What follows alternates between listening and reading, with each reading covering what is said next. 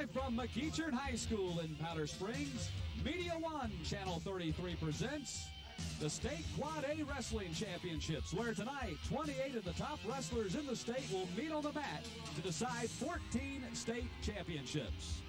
Media One Channel 33's live coverage of the State Quad A Championships is brought to you by Winn-Dixie Marketplace, Life University, Sonny's Real Fit Barbecue, and the NFC champion Atlanta Falcons.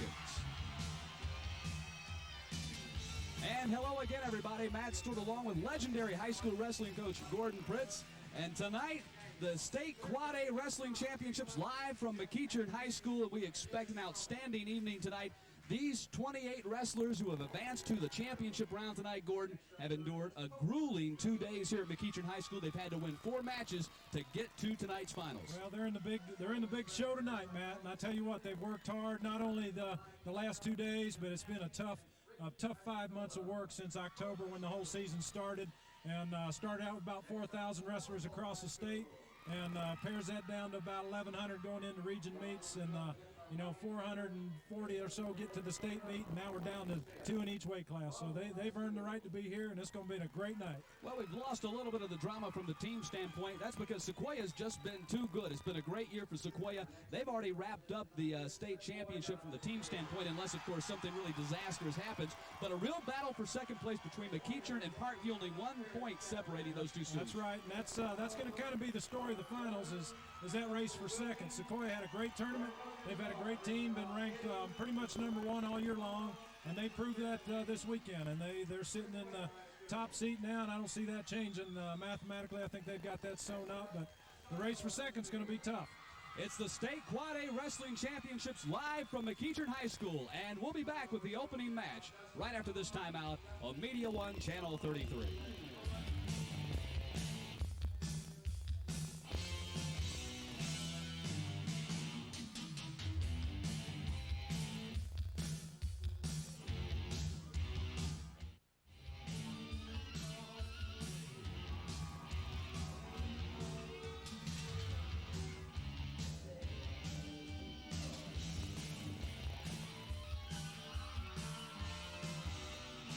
Welcome back to McEachern High School, the State Quad A Wrestling Championships. Matt Stewart along with Gordon Pritz. Gordon now the principal at Marietta High School, but an 8-time champion in the state of Georgia. Led Wheeler to a state championship, led McEachern High School to 7 consecutive state championships, has coached 21 individual state champions and 6 All-Americans. So you know all about tonight and what we're going to see tonight, and the pressure and the intensity and everything that goes with it. Matt, I can probably try to describe it to you, but I don't know that anybody can fully appreciate what these kids go through during the course of a season, the amount of work they put in, the kind of condition they're in, and just the sheer dedication it takes to get to this point.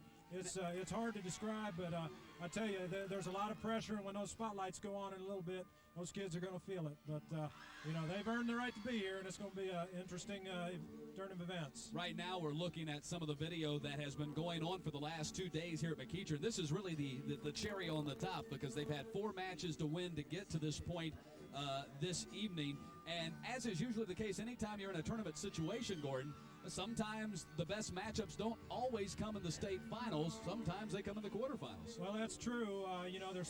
There's 14 weight classes, 32 kids in a weight.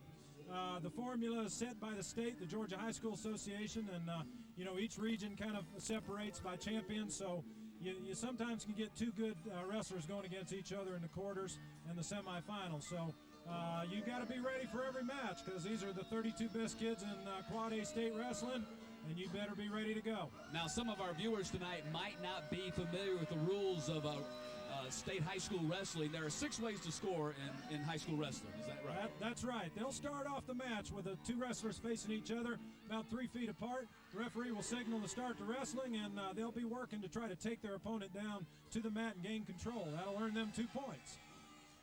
From there, they'll work. The man on top is always supposed to be working to try to turn his opponent over. That's the object of the sport, basically, is to put your opponent on his back, hold his shoulder blades down for 2 consecutive seconds simultaneously, and then the match is over. Sudden death is in effect all the time. The bottom man, the guy on bottom, he's trying to work to get away. He's got to get an escape. and then he's supposed to be working. If he's not working or the top guy's not working, referee can hit him for stalling. So action is forced, and if there's no action, they're going to pay the price. And you get a point for an escape and 2 points for a reversal. Get a point for an escape. That's correct. 2 for a reversal. The top man's always trying to put that bottom man on his back, and if he does, he's going to earn some back points, sometimes referred to as near fall. He can earn 2. If it's between 2 seconds and 4 seconds, it goes up to 3 if it's over 5 seconds. And you mentioned the pin, the automatic, the 2 seconds and the pin, and it's sudden death. But that's something that you don't often see when you reach the finals. Well, when you get here, these are the 2 best that are left, and pins are a bit unusual, but it can happen. And the great thing about wrestling, it's never over till you got that final whistle blown, and you can be losing and still come out and win with a pin. Well, this could be one of our best matches of the evening to start things off. The 112-pound weight class. Chad Liederkirchen from Brookwood High School, a senior with a record of 41-0 this season.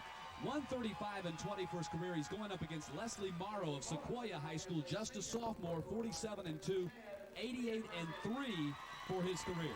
And we're ready to get things started. All right, we've got 2 very experienced wrestlers here.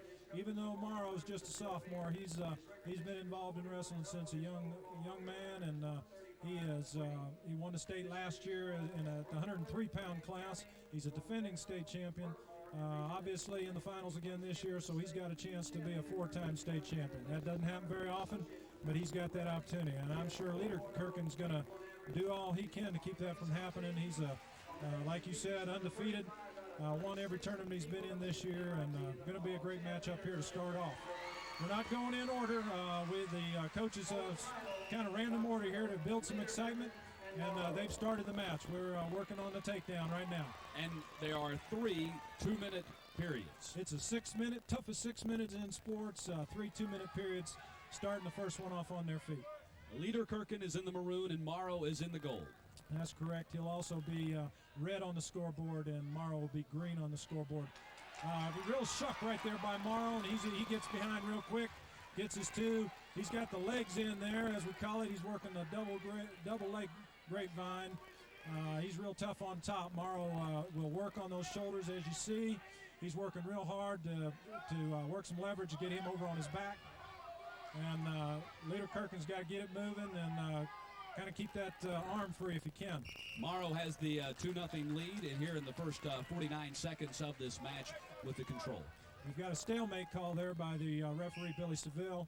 Stalemate will be called whenever there's a lull in the action and it doesn't look like either man is working or improving. Again, Morrow is in the gold, and Liederkirchen from Brookwood is in the maroon. All right, you see Morrow's got the leg in again. It's going to make it tough on Liederkirchen if he can't stop that. Morrow's awful tough with that, and after a while that'll wear on you. All that work on the shoulders up there and around the head, that can wear you down, and if Liederkirchen doesn't get it moving, it's not going to be too long before Morrow's going to work him over on his back. 40 seconds left in the first period. Another stalemate call. Back to center, restart. And how long will officials allow that to go before they call a stalemate? Rule of thumb, usually around 15 to 20 seconds. Sometimes you'll see a referee call it a little bit quicker if it looks like the match might be on the line. So 20 seconds by generally. Again, Morrow has been on the offensive pretty much this entire match so far in this first period, now with just 20 seconds left in the opening period. Referee signals a warning, stalling on Liederkirchen. Liederkirchen is working, but it doesn't appear that he's done enough to satisfy the official, so he's trying to step up the pace and hit him with a warning for stalling. Gets one of those. Next time it's going to cost him a point. And we're in the closing seconds of this first round, and the first round has come to a close with Leslie Morrow of Sequoia, a 2-0 lead on Chad Liederkirchen of Brookwood High School. Referee at the start of the second will flip a green and red disc and ends on green. Morrow gets his choice. Morrow decides to wait till third period to make his choice, so Liederkirchen chooses, and he chooses a neutral spot. Nice shot by Liederkirchen. In deep on Morrow. He's got him up in the air. He's got to bring him back down, get him under control. He doesn't quite have control yet. He's got that arm hooked with he's got the leg hooked there with the arm, so he doesn't quite have control. And he's got now the 2.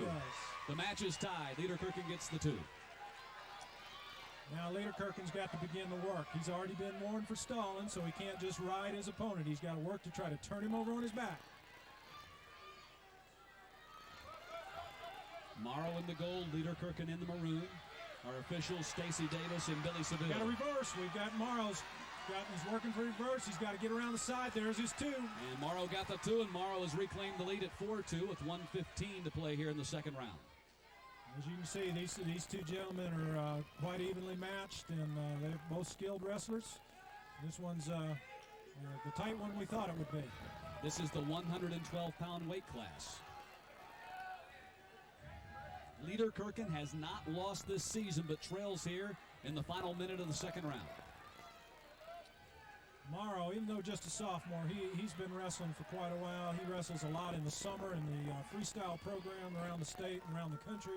So he's a very experienced wrestler, and he knows what he's doing. Even though it looks like right here he might be getting himself in some trouble, he's pretty well in control. Got the scissors on the body. He's got his hips down too low. He's got it. You better scramble. Liederkirchen makes a move, gets his 2. He's in control even though they're up. He's given a 2-point reversal. Liederkirchen has forged the tie at 4-4, 20 seconds left in the second round. Morrow working to get at least 1, but hopes maybe he can get away and get reverse and get 2. There's a signal for 1. He's got the escape. We're 5-4. That 1 going to Morrow. And that was a big point because we only had 6 seconds left in the period. And that's the end of the second round. And going to the final 2 minutes of this state championship match in the 112-pound weight class, Leslie Morrow of Sequoia leads Chad Liederkirchen of Brookwood 5-4. Morrow's got a little bit of an advantage. It's his choice this period. He chooses down, which is typically what a wrestler would choose, confident that he can get away or get a reverse. Got a little bit of too much enthusiasm there, a little quick start, so we're going to get caution. That's Billy Seville, the official in your screen. Got to stand up by Morrow. Liederkirchen sticking the leg in. All his weight is supported on Morrow. We got a potentially dangerous position, so the referee stops the match. Liederkirchen in the maroon, a 4.0 GPA at Brookwood High School, will attend MIT once he graduates. Got a leg in again, lifts a foot. Watch for a break there. Yep, there's the call by Billy. Potentially dangerous. Now he can't do that too many times. The referee might hit him for a stalling call, and he can't afford another stalling. The next one will cost him a point. 1:38 to play in the match. There's that stalling. 1 point, Morrow. That gives Morrow a rather large 2-point lead here with 1:31 to play. Liederkirchen shows the referee a neutral start position. He's going to let him go. That gives him a point. We got a 7-4 score. Sometimes when the wrestler gets behind like that, he doesn't have any choice but to let him go to try to take him down and recapture that lead. It's going to be tough on Liederkirchen, though. Morrow is awful good on his feet. 70 seconds left in the match. Liederkirchen trails by 3 points, 7-4 for Leslie Morrow. Down to 1 minute. He's got a little bit of a cradle locked up on Liederkirchen, but he's not quite out to the side where he needs to be. Off the mat, coming back center. Clock stops with 53.4 seconds in the match. And now a timeout as Leslie stops to tie his shoe. 7-4, Leslie Morrow, Sequoia, the lead, and 52.2 seconds away from the state championship. It would be his second. Nice deep shot by Liederkirchen, and he's in deep again. Last time he got there, he got 2. He's working to get some control. Signal right now, no control. No control, he's working. Morrow's working up on the half. Far side half, he might end up getting his 2 here if he can sink that half a little bit deeper and get his hips up. No signal yet by the official. No control by either wrestler. 26 seconds. Liederkirchen running out of time. We might get a stalemate call here unless we get a scramble going. 20 seconds. Morrow within 17 seconds of the state championship. 2 takedown. 2 points for Liederkirchen. He's within 1. 10 seconds left in the match. 6 seconds. He's going to run out of time. 5, 4, 3, 2, 1. And Leslie Morrow of Sequoia has hung on for the state championship in the 112 45-pound weight class. Second championship for Morrow. That's 2 for him, and he's just a sophomore. Fine season by Leader Kirkin, obviously disappointed in his only loss.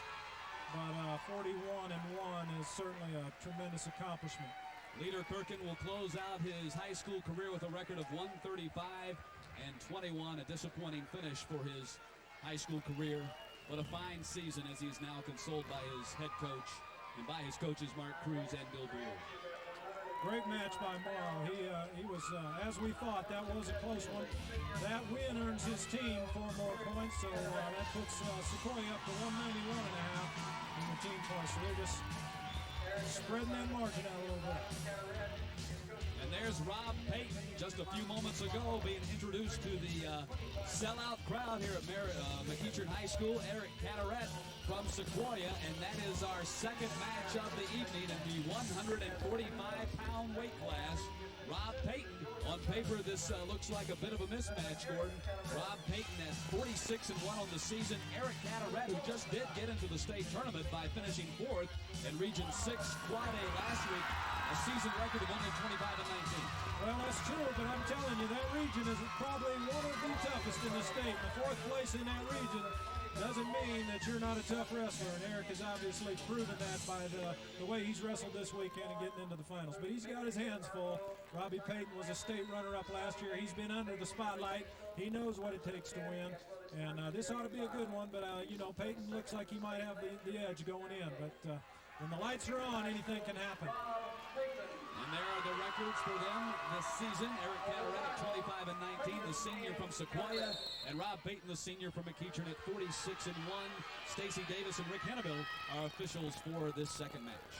Now Payton is a real solid basic wrestler. You won't see a lot of fancy stuff out of him. He's a hard-nosed kid. He's real tough. He'll come at you. Real quick spin there and picks up a quick 2. He's got the takedown to Payton. Payton in the light gold and blue, and Cataret in the brighter gold and black. This is the first meeting between the two. They have not wrestled each other, which tonight we're going to see a lot of rematches, but this is not one of them. Payton really going after him, an early 2-0 lead in the opening round of this 145-pound weight class. I talked to Coach Eddie before the match tonight, and he did say that Cataret was a bit of a surprise to be here, but he thinks if Cataret can keep it close, that going in late in the 3rd, he's got a chance to win it. He went into the region tournament with an 18-17 record, but he certainly has performed this weekend. Won an overtime match in the quarterfinals, and just has gained confidence as he's gone on during this weekend. Again, Payton on the offensive. 59 seconds left in the opening round, and Payton of McEachern has the 2-0 lead on Cataret of Sequoia.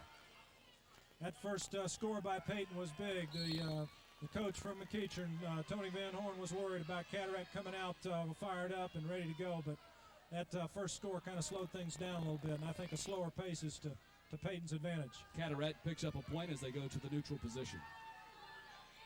Payton is, like I said, real basic. He'll try to work that little Russian tie right there with the arm across. He's trying to get some weight down on Cataret to maybe open up his legs as he pops back up. Working toward the edge of the mat. The referee's going to try to keep him center. Want that action to occur in the center of the mat. Rise for an ankle pick. Cataret sees it coming and backs off. And a re-shot in on the leg. Payton working a head and arm. That's where he's tough. He can score easy there. Does it quite often. Got the leg up. Got to get him down and get him under control. He's got his 2. 2 more for Payton. That gives him a 4-1 lead with 5 seconds left in the opening round. Payton working near arm. Time runs out 4-1. An impressive opening round for Rob Payton with the 4-1 lead. Robbie's he's a state runner-up last year. He's won every tournament he's been in this year, and he's got on a good roll right here, right now. He's on bottom. He's fresh right now. It's a good place to be when you're a little fresher. He's got a chance to get away. He's got his 1. He's got his escape. 5-1. A 4-point lead. 4 points. That's a tough to come back on without a big move in there somewhere. And I'm sure Cataret would love to hit something big.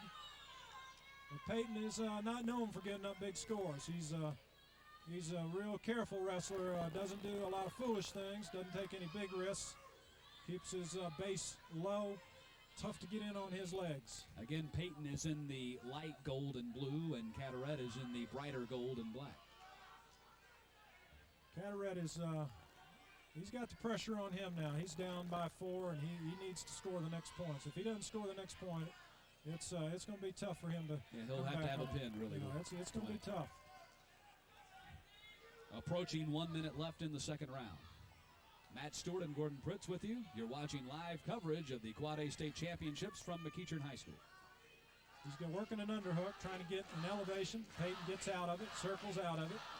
And now the partisan crowd here at McEachern starts chanting Robbie's name. That was a good shot by Carteret. Peyton reacts quickly, gets a leg back and gets out of there, back center. 40 seconds left in the round. Carteret needs to get some more movement out of Peyton. If he doesn't get him moving, he can keep that good base, that good stance, and it's tough to score on him.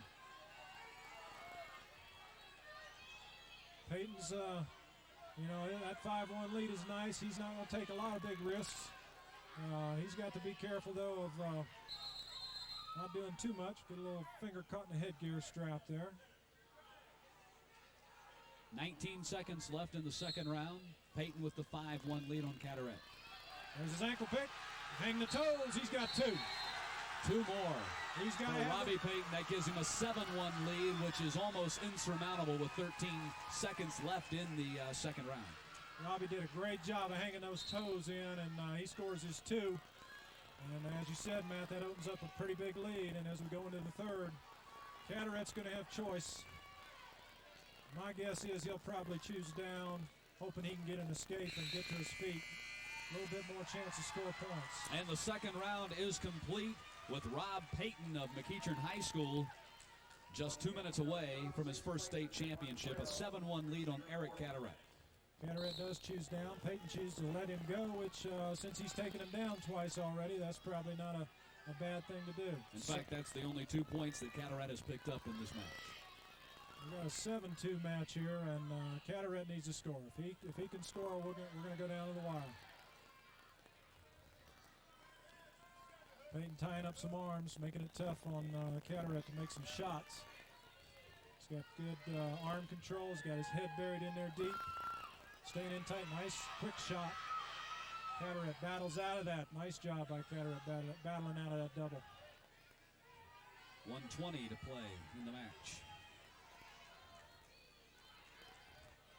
Again, Rob Peyton has the 7-2 lead. Rob Peyton in the lighter gold and blue from McEachern High School and gunning for his first state championship. Now within 70 seconds of achieving that goal. Carteret tries a quick little arm drag. Peyton circles away from that. Comes back in with a head and arm tie. Got about 50 seconds to go. We're going to need a score here by Mr. Carteret to make this thing tight. Carteret in a position where only really a pin at this point will bail him out. 40 seconds and he trails 7-2. Peyton hadn't let up. That was a good shot. He made it at the edge, which is a good safe shot. If it doesn't work, he usually out of bounds, come back to center.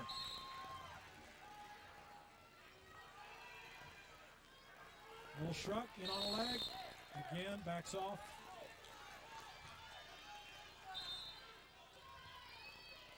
Peyton's got the head down. Carteret realizes he needs 5 points to tie this thing up. He's trying to work for a throw. That's about all he can hope for now is a throw, putting Peyton on his back. Should give him 2 for the takedown and 3 for the near fall, which would tie it. 23 seconds. Peyton is not very susceptible to that kind of stuff. I've seen him wrestle a few times this year, and very rarely do I see him get himself in trouble. And the crowd chanting Robbie's name with 11 seconds left in the match, and Robbie Peyton is going to win his first state championship. The crowd counts it down. You hear them? And Robbie Peyton has won the Quad A State Championship in the 145-pound weight class. Oh, what a feeling. Well, that's great. That's a great win for Robbie. He earns an additional 4 points from McEachern. That bumps him up to 156. Open up a 5-point lead over Parkview. And for Eric Carteret, the conclusion of his high school career, but getting this far really for him was a big thrill. I mean, he can look at tonight and know that it was a success. Well, Coach Eddie told me that Carteret was happy to be here in the finals, but he gave it all he had. Peyton's a tough customer, and Carteret gave him a great go. Carteret had a fine season, and when you finish second in the state, that is nothing at all to be ashamed of. Time now for the awards ceremony in the 112-pound weight class. That was our first match of the evening, where Leslie Morrow of Sequoia defeated Chad Lederkirchen of Brookwood. And now the presentation of the Quad A trophies, the state championship and the runner-up trophies as well. Once again, the champions awards will be presented by their parents, and we will also be assisted by our representatives and friends from State Farm Insurance. Matt Stewart and Gordon Pritz with you live from McEachern High School in Powder Springs. Thanks for joining us tonight for Media One Channel 33's live coverage of the state Quad A Wrestling Championships. We have already seen tonight Leslie Morrow of Sequoia win the state championship at 112, and now we just saw Rob Payton at 145 win the state championship. He is from McEachern. As we see these young men get their awards, this is some tremendous work that's just really paid off. And as we honor the top 6 wrestlers in each weight class, you're going to see some happy young men, some beaten, bruised faces, as you can see right there. It's been a grueling 2 days. He worked for his, didn't he? Yeah, he got the busted lip, he's got the scratched eyes, but he's happy. He's got that medal.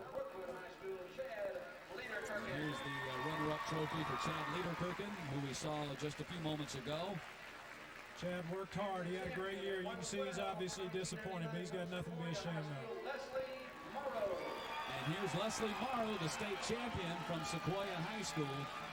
And again, it's been a great year for Sequoia High School. It sure has. Coach Bob Eddy up there, Kevin Higgins, great combination of coaches. Bob's been the head coach there for a number of years, actually since the school opened. Stepped down this year to assume the assistant coach position as he went into an assistant principal position. So he let Kevin take over. But they're a team. They work together, and they both deserve all the credit in the world. There's your champion, Mr. Leslie Morrow. Leslie Morrow, the champion in the 112-pound weight class, will continue with the 171-pounders after this timeout on Media One Channel 33. Our third match of the night is at 171.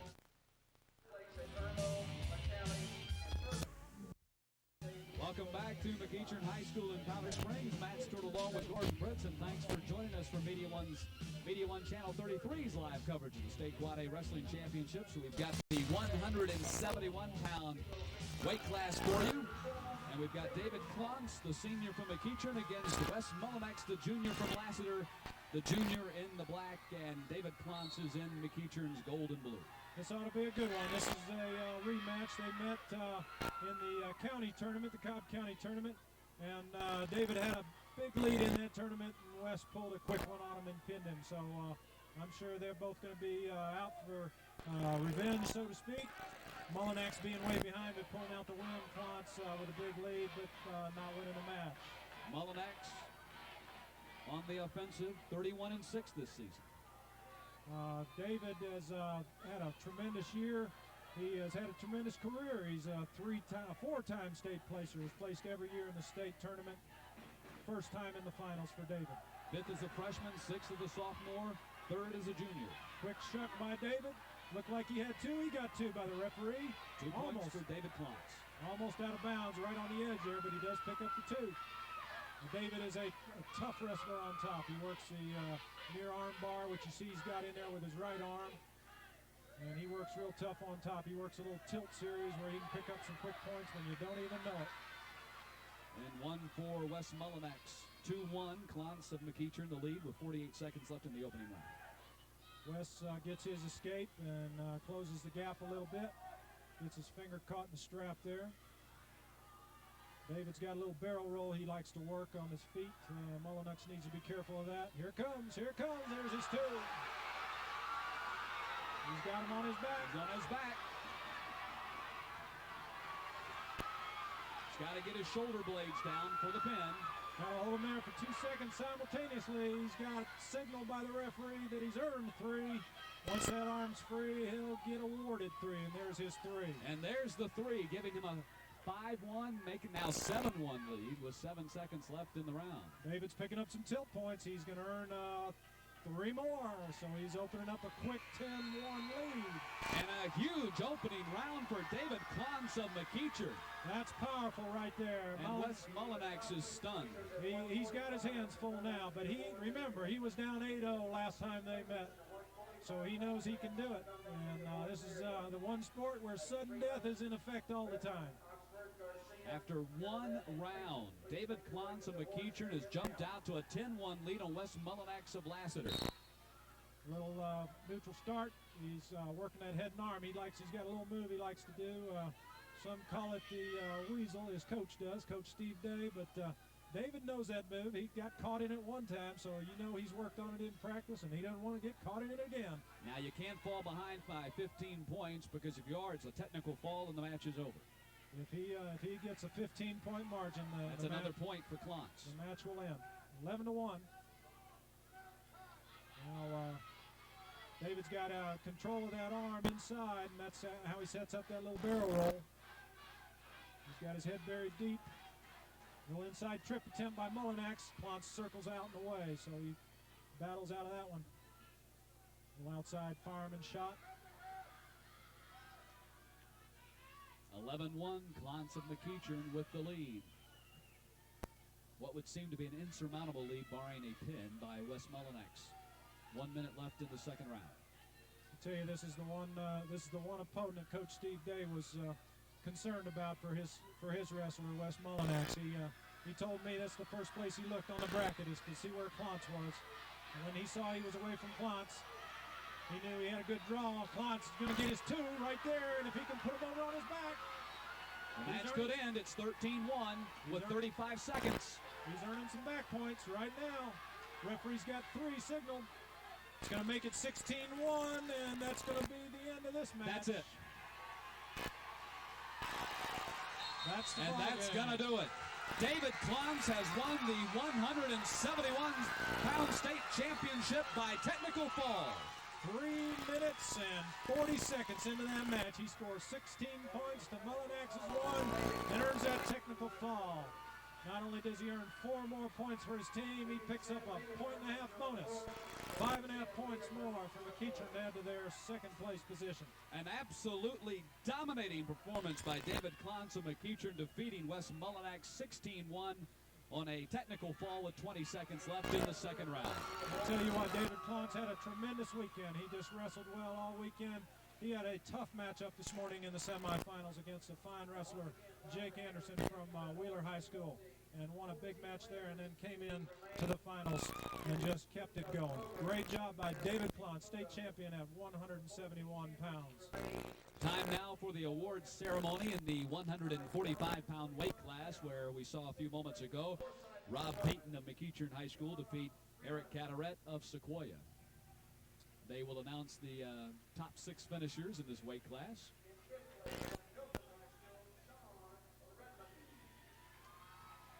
But going back to that 171-pound match we just saw, quite an impressive performance. I'll tell you what, David was on his money tonight. He just got it going. He got that quick 10-1 lead in the first period, and it just didn't let up from there. Mullinax was on the defensive from the start and just could not keep David from coming at him. Made it awful tough on Mullinax. A technical fall is not something that you'll often see in the state finals. No, that's unusual, and Wes is a fine wrestler, and you know, sometimes you get those lopsided matches. That's not a real indication of the quality of one wrestler versus the other. That's just sometimes when that momentum gets going, it's awful tough to stop. And there you have Eric Carteret. And now the state champion, Rob Payton of McEacher High School, with his victory over Eric Carteret of Sequoia. And Rob Payton, his first state championship in the 145-pound weight class after finishing as a runner-up a year ago. Congratulations to Rob. Got the family award and the medals. And we'll be back with the 103-pound match following this timeout on Media One Channel 33.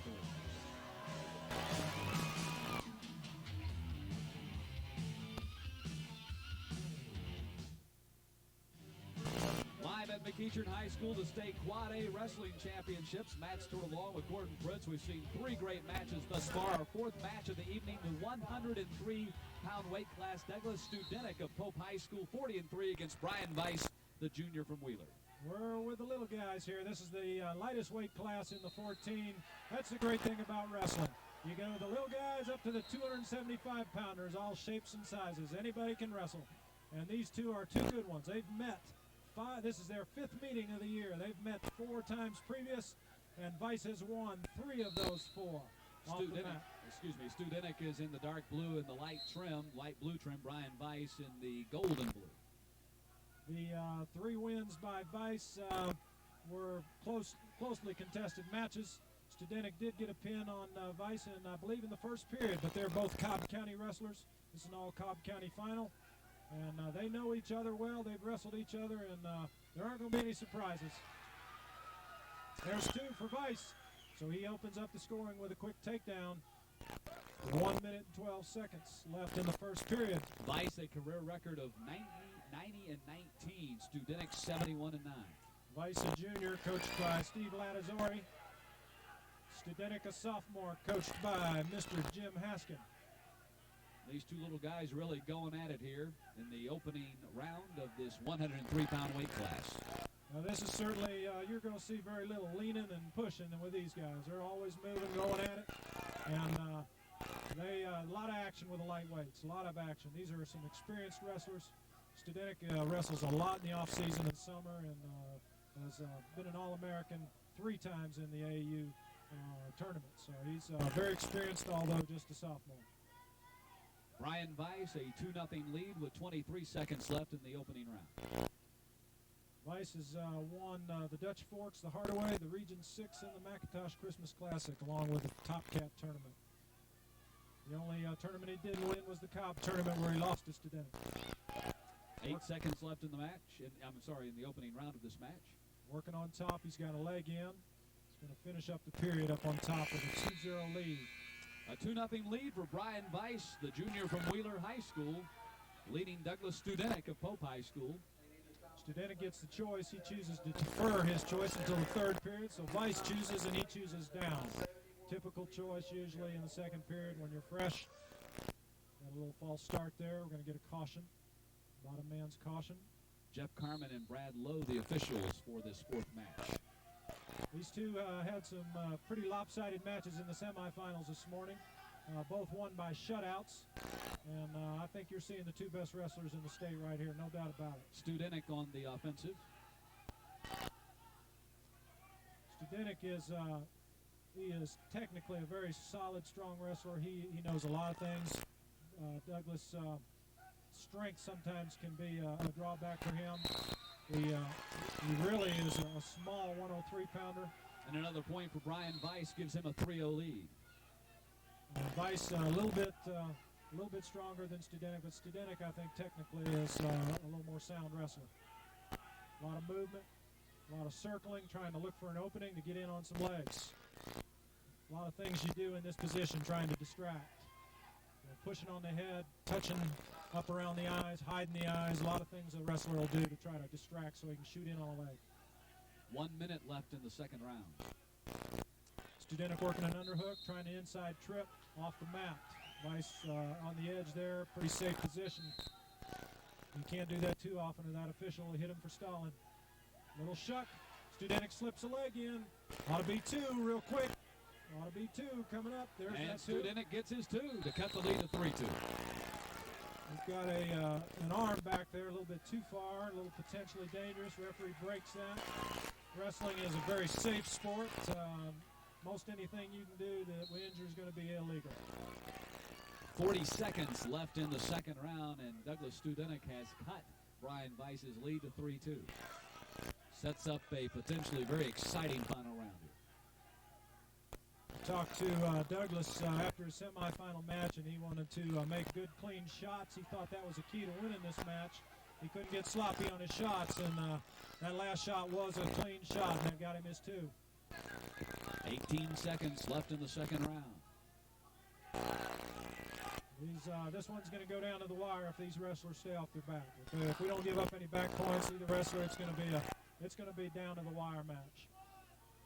Under 5 seconds left in the second round, and the second round is over.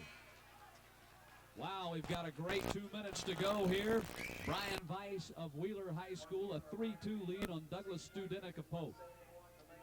I'll tell you what, sometimes it seems like that 2 minutes goes fast when you're sitting over here talking and watching, but for those wrestlers, that's a long, grueling 2 minutes.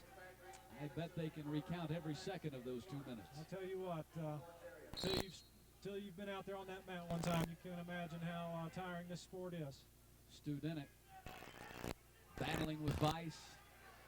Final round of this 103-pound weight class. Got him in a tough position right there. Studenik's got him in a tough position. Studenik's got 2 and he's in the lead. Weiss bailed out of that because if he didn't, he might be going over on his back. So instead of giving up possibly 5, he concedes the 2. Studenik has got the lead, 4-3. Studenik has come back from a 3-0 deficit to take the 4-3 lead with 1:25 to play in this round and in this match. Weiss is trying to work around behind, and he picks up 2 on a reverse. And 5-4 as they go on the seesaw, and Brian Weiss back in the lead with 1:14 in the match. Weiss has got some control on top, but Studenik will move, and he'll be out of there in a hurry if Weiss doesn't work.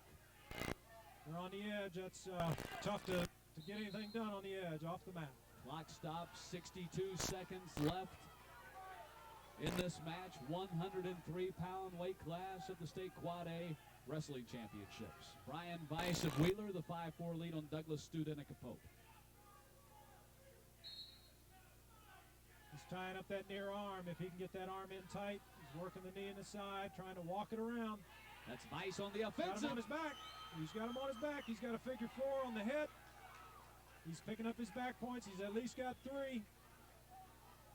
Real critical right here that Weiss doesn't give up some points as Studenik tries to get away. He can get that 3 that he's already earned and not give up some more. And there they are. Flips him back over on his back. 8-4 lead, 32 seconds. He didn't get a 2-second count there, so no back points on that flurry. Studenik's got 25 seconds to score 5 to win, 4 to tie. 20 seconds. Brian Weiss closing in on the state championship in the 103-pound weight class. Weiss has got to be careful here. Studenik's in a position where he can hit a 5-point move. Under 8 seconds. Sinks that half Nelson in deep. Makes it tough. 3, 2, 1. Brian Weiss of Wheeler High School has won the state championship in the 103-pound weight class. Great match. 2 great wrestlers, very skilled, quality wrestlers, quality kids, and that's just a great match. Tough for anybody to lose that one. 2 little titans going at it in the middle of the ring.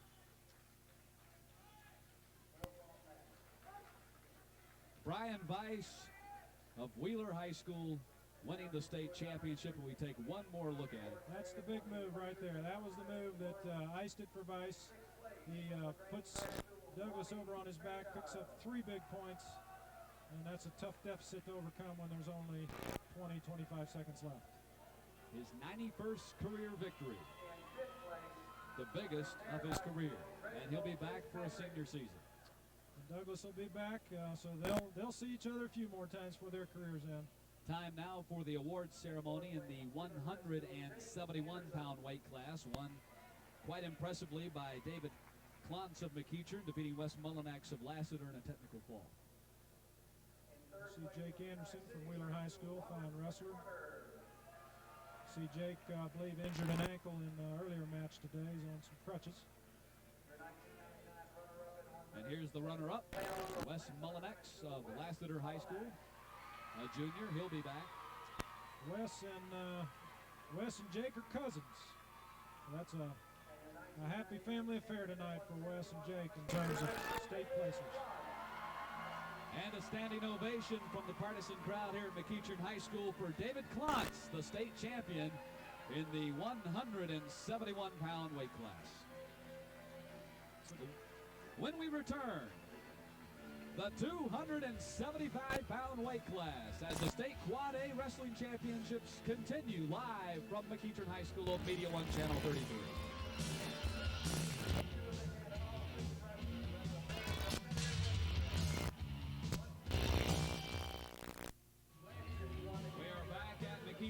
School in Powder Springs. Matt Stewart and Gordon Prince, the 275-pound weight class. We just saw the 103-pounders. Now 275, Davey Pollock, sophomore from Shiloh High School, and Matt Waters, the senior from McIntosh. And he's in the green and black, and Pollock is in the silver. We go from the little guys to the big guys. This is a 275-pound class. That's the most they can weigh. But that doesn't necessarily mean that they weigh all of that. And I'm not real sure what these guys weigh in at. But, you're talking about some guys probably going about 6'4", maybe 245 in that range would be my guess. I never worked in a circus, so I'm not real sure. But I don't think we quite hit the limit of 275. We've got a little pushing and shoving going on, which you often see in these heavyweights. Stacy Davis and Mike Bostic, the officials for this match in the 275-pound weight class. It is our fifth match of the evening, fifth of 14 here in the state Quad A Wrestling Championships. Matt Waters in the green and black from McIntosh High School, senior, wants to be a Marine. Well, I tell you what, wrestling, they'll certainly prepared him for that. Practice is like boot camp, so he'll be ready for it, and they'll get a good one if they get a wrestler. Pollock is really the surprise of the tournament, I think. He's a sophomore. He was a JV wrestler last year. I talked to his coach, Steve Haginger. He was a JV wrestler last year, and here he is second at least in the state, maybe first, after 1 year's time. So that's a tremendous improvement. 38-5 in this his first season. He was the champion in Region A. Waters 50-4 on the season. Waters, coached by Marty Hutzel at McIntosh High School. He was a state placer last year, third in the state. So he's been in the battle. He knows what it's all about. Probably got a little bit of a nod here in this match, but so far we're even up. We got some good action from the big guys. A little shuck by Waters. Pollock circles out of that, gets back into that good neutral position, off the mat, coming back center.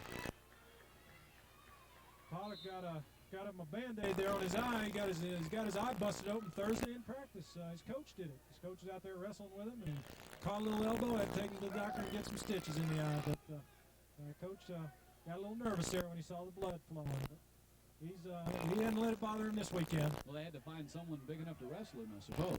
Well, I don't know that Coach Hasinger's big enough for him, but maybe that's why he was putting the elbow in there. 6 seconds left in the opening round. And the period will end scoreless. Waters had a tough match this morning in the semis, went into overtime, but was able to win that match and defers his choice here, so he'll choose in the third. That gives Pollock the choice, and he's going to choose down. Pollock in the silver and Waters in the green and black. McIntosh won a state championship back in 1996. They did. They've had a fine program since that school opened. Coach Hutzel does a great job at McIntosh.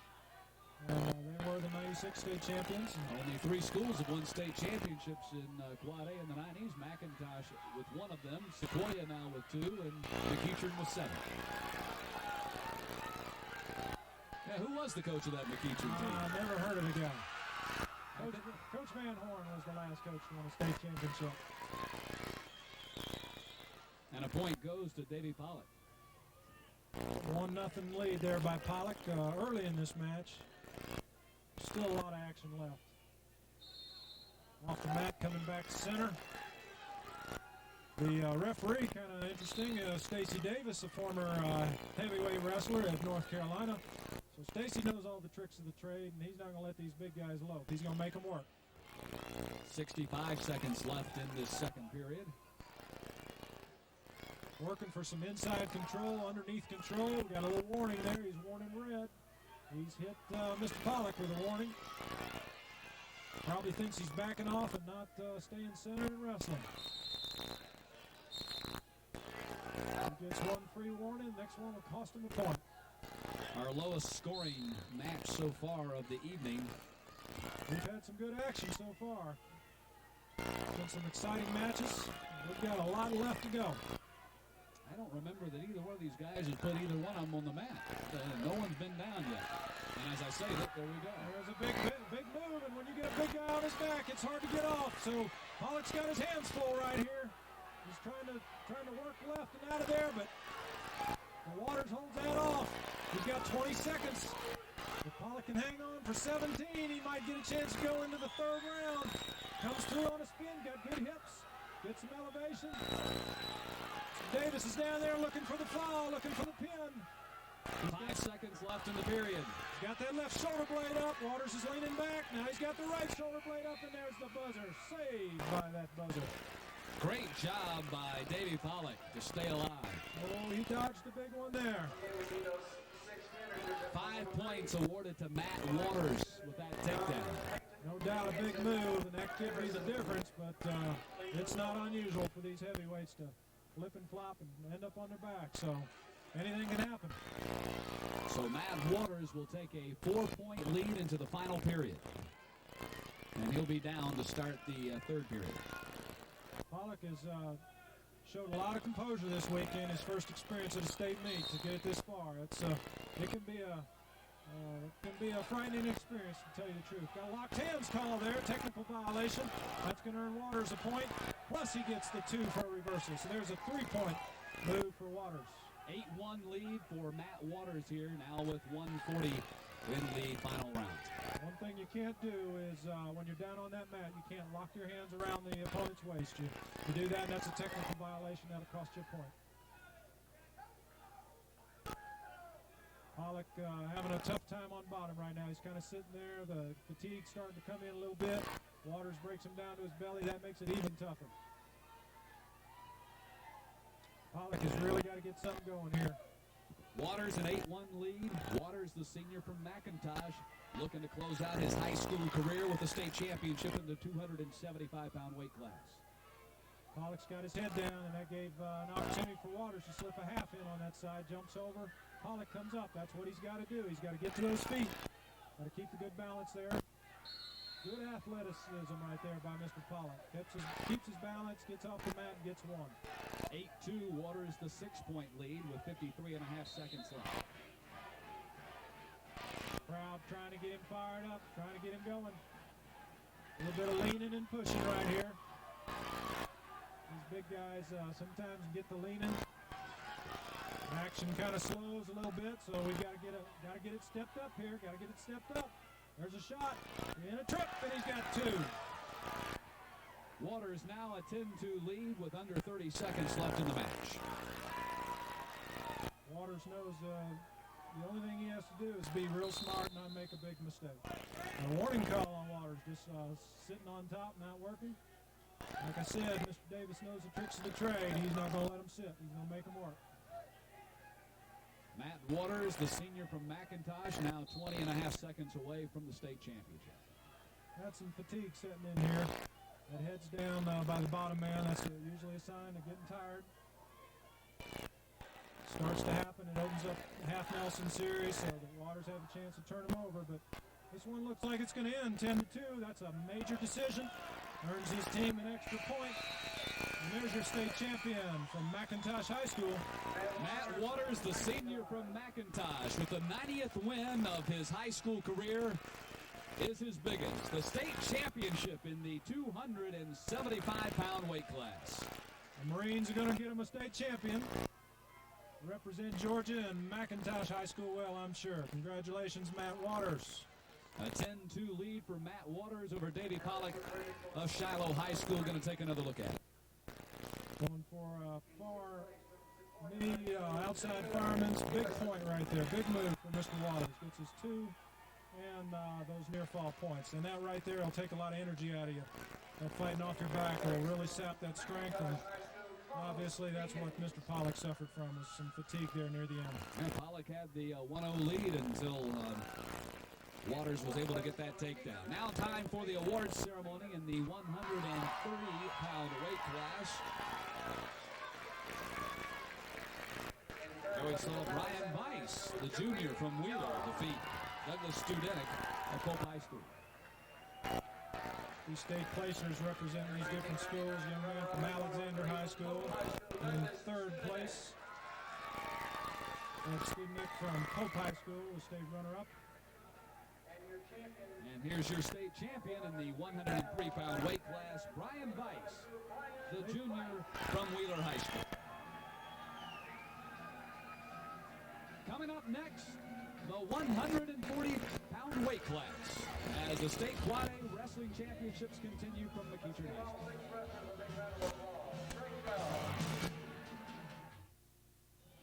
Live at McEachern High School, we continue with the state Quad A wrestling championships. Now the 140-pound weight class. Ryan Brewer, the senior from Parkview, at 43-6, and David Brunson, the sophomore from Collins Hill, at 41-3. This ought to be a good one. This is the third matchup between these two wrestlers. They've met two other times. Brewers won both of those, but they've been some good matches, and these are two fine athletes. This ought to be a great match. Brewers in the white and Brunson in the green. Brewer's a two-time defending state champion going for his third title. Brunson is just a sophomore from Collins Hill High School. Brewer won the state championship in 97 and 98, was third in state in 1996. Four-time state placer. That's a tough task, and he's done it. He's had a great career. In our previous match, Matt Waters wanted to be a Marine. Well, Ryan Brewer will attend the U.S. Naval Academy. 3.5 GPA. I'll tell you what, there's a lot of intelligent young men out here on this mat tonight, and Ryan Brewer is a fine example of that. Brewer's trying to work around near the edge. Oh, it's going to be tough to score right there, and they're off the mat. Brewer with a career record of 159 and 21. I talked to Coach Cliff Ramos earlier today, and he said that Brunson had to be in on Brewer's legs. He had to keep the pressure on him. If he let Brewer shoot, then it was going to be him on the defensive, and that's not what they wanted. Scoreless in the opening minute of this match. Brunson's got to keep attacking, keep that level low so he can get up underneath the arms of Brewer, get in on his legs, and make Brewer fight. There's a shot. He doesn't clear his arms, though, so that makes it tough. Reshot there by Brewer, battled out of it. Brunson did a good job of circling away.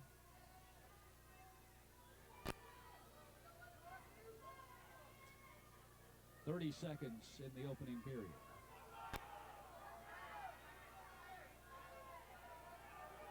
Ryan Brewer in the white, David Brunson in the green.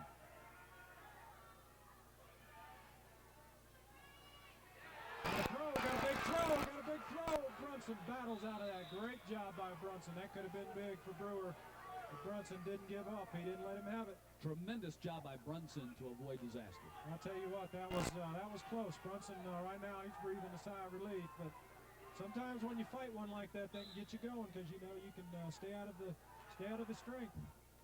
Under 10 seconds in the first period.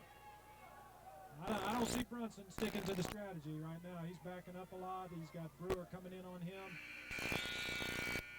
And the opening period comes to a close, and we're scoreless. I think Brunson's probably happy with that score right now. He knows he dodged a bullet there on the edge. Ryan Brewer got the big throw, but couldn't close the deal. No, he couldn't. He's the aggressor, though. Brewer's the aggressor, and Brunson's going to need to turn that around a little bit. Trying an inside switch. Brewer's working inside switch. He's got to clear those hips a little bit better. Doesn't do it, so he gets back in that base position, trying to work from there. Brunson trying to keep him under control, but Brewer's tough on bottom, getting away. Brunson working the near arm, trying to elevate a leg there, step through. Brewer's worked out front. Earn an escape point here. There's his one. He's got an escape. Back to neutral position. Brewer takes the early lead. There's that shot. Brewer just about puts him on his back again. That's gotta get Mr. Brunson a little bit hesitant to shoot, but he comes right back with a shot. They go off the mat. Back to center. Ryan Brewer of Parkview, the 1-0 lead with 1:12 left in the second period. 3 2-minute periods. A lot of action in this match. These guys are in great condition. But I'll tell you, when you're under those lights and that heat, and you've been wrestling for 2 days straight, that energy can be sapped in a hurry. So it may come down to that fatigue factor. 60 seconds left in the second period of this 140-pound weight class. Well, I think Brunson was trying to keep with the strategy, but got a little bit too anxious. A caution for a false start. Brunson in the green, Brewer in the white. Both wrestlers down on their knees, kind of an unusual position. You don't see that often. There's a big attempt at a throw. Brewer battled out of that one. They obviously trying for a big throw there, but nobody's been successful so far on that. Mostly working those takedown shots. 35.4 seconds left here in the second period of this 140-pound weight class, and Ryan Brewer of Parkview a 1-0 lead on David Brunson of Collins Hill. Another caution on the Collins Hill wrestler. Next one's going to cost him a point. He gets 2 of those, and then the next one's a point. He better be careful. A snap by Brewer. Brunson reacts well, gets back out of there. Got an underhook on the right side. Shoots for the left leg. Far left side, Brewer's right leg. Under 12 seconds in the second period. There's a warning for stalling by the official on Brunson. The crowd didn't like that call. There's a false start by Brewer. Gets a caution. Numerous cautions and warnings. They're anxious. They're going at it. That's nothing wrong with a false start here and there. That just shows a little bit of aggression. Brewer's in deep. He's hanging the toes. Clock's going to run out on him. He doesn't have any control either, so no score. Good call by the official. We played 2 periods now. 1 2-minute period left in this 140-pound state championship match, and Ryan Brewer of Parkview enjoys a slim 1-0 lead on David Brunson of Collins Hill. Brunson's choice. Brunson chooses down. He's hoping, of course, to get an escape, get to his feet. When these 2 wrestlers met in the county finals, Brunson had the lead, and Brewer hit a takedown at the buzzer to win it. So I'm sure that Brunson's hoping to turn that around with a takedown in the 3rd period. He's got to get that escape first. There's an attempt at a sit out. Grabs Brewer's leg. Got that leg in a position where Brewer's in a little bit of trouble. They're going to get some elevation on to break that hold there. That's potentially dangerous. They'll restart him down on the mat again. 1:47 left in the match. 1-0 lead for Ryan Brewer of Parkview. He's in the white. Quick start by Brewer. Fortunate he didn't get a false start there. But he's playing it right at the edge, and that's okay. Brunson's got his leg tied up. Brewer's got a leg in on that left side. And he's working up on the far half and on the head. That's tough to get out of, so Brunson's got to try to get his leg free first, get some movement going. He can get a little movement going, kick a leg, and get out of there. But the longer Brewer stays on top, the more energy he's taking out of Brunson. 1:15 left in the match. Brewer a 1-0 lead. A potentially dangerous call. 1:09. And we got 1 point. Yes, sir. A penalty point awarded to David Brunson, and the match is deadlocked with 69 seconds remaining. We had illegal hold in there. I didn't quite see what it was, but that official obviously did. Brewer's got to change his strategy now because he knows it's tied 1-1, so he's going to go ahead and give him the 1. We've got an escape. Another point awarded to Brunson. He has a 2-1 lead. There's a shot. Kind of caught Brewer sleeping. He's in deep. He's going to get his 2 right there. And a 4-1 lead for David Brunson. 47 seconds left in the match. That's a huge score right there. Huge score. Ryan Brewer had led 1-0 for a greater portion of this match, and now David Brunson, although Brewer just picked up a point, David Brunson has stormed back with 4 points in this final period for a 4-2 lead. 39.7 seconds left. Brunson made an error on the side. He locked hands, and that gave Brewer an extra point, and that was a big point because Brewer's working for 2 for a reverse. He's got 30 seconds. If he can score 2, we're tie ball game. 25 seconds remaining in the match. Brunson is hanging on with that leg. He's got to keep that leg, and he's got to keep squaring into him. 17 seconds. It's going down to the wire. Right now, Brunson has got to scramble. He has got to try to face into Brewer. He's got to try to get him up. He's reaching for the head. That's a good circle right, and he's going to be out of that situation. 6 seconds. Brunson gets the 2. That's a missed call by the official. That's a missed call by the official. Brunson was in control. There's no points. That should be a 4-2 match, not a 6-2 match. David Brunson, nonetheless, has won the state championship in the 140-pound weight class. 4-2. 4-2 the final score. That is a huge win for Mr. Brunson. I'll tell you what, the official got a little bit confused in who was in control there and falsely awarded 2 points to Brunson, but it didn't matter. Brunson has a 4-2 victory. Here's a replay for you right here. Brunson is in control. He's working to get 2. I'm sorry, he gets his 2 on the edge. Hangs the toes in, official signals 2. And now, right in here, he makes a little critical error of locking hands. Right there, he locks hands, and that cost him a point. And that could have proved to be a real costly penalty. And a tremendous comeback by David Brunson of Collins Hill, the sophomore. Wins the 140-pound state championship here at the Quad A State Finals. As we now move along to the award ceremony in the 275-pound weight class, where Matt Waters of McIntosh picked up the state championship.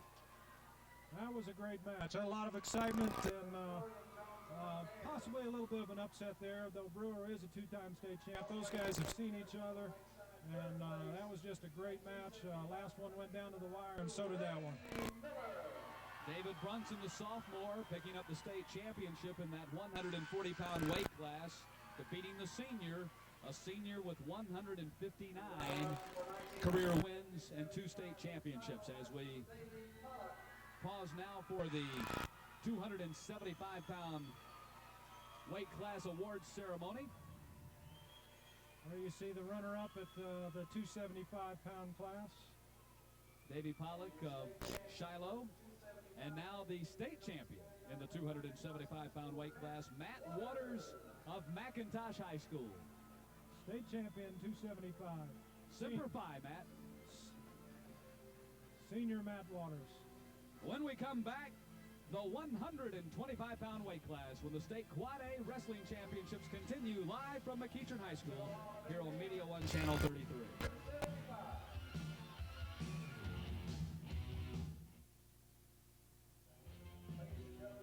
Matt Stewart, Gordon Fritz with you live from McEachern High School. The 125-pound weight class, Trent Summers of Northside Warner Robins, 45-0 against Stephen Ardman of Parkview, a junior with a record of 33-7. This looks as if Summers would have an advantage here, but Ardman has really been wrestling tough this weekend, and I look for this to be a tough match. Summers, real tough wrestler, defending state champion, 45-0 this year. He's tough, and he does enough to win, but Ardman's been wrestling well. Ardman's in the white, and Summers is in the blue. Ardman picks up the first takedown there. And 2 points for Stephen Ardman. Referee Tom Dursey awards him the 2, and Ardman picks up a quick lead. Trent Summers won the state championship in the 119-pound weight class a year ago, a 4-time region champion with a career record of 155-9.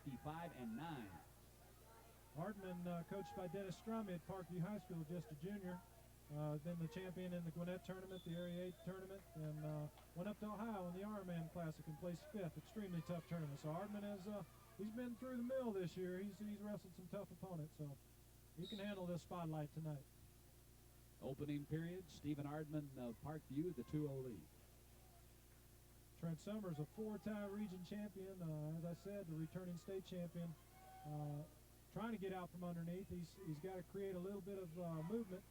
It's kind of a slow pace for a 125-pounder, so he's got to kind of pick the pace up.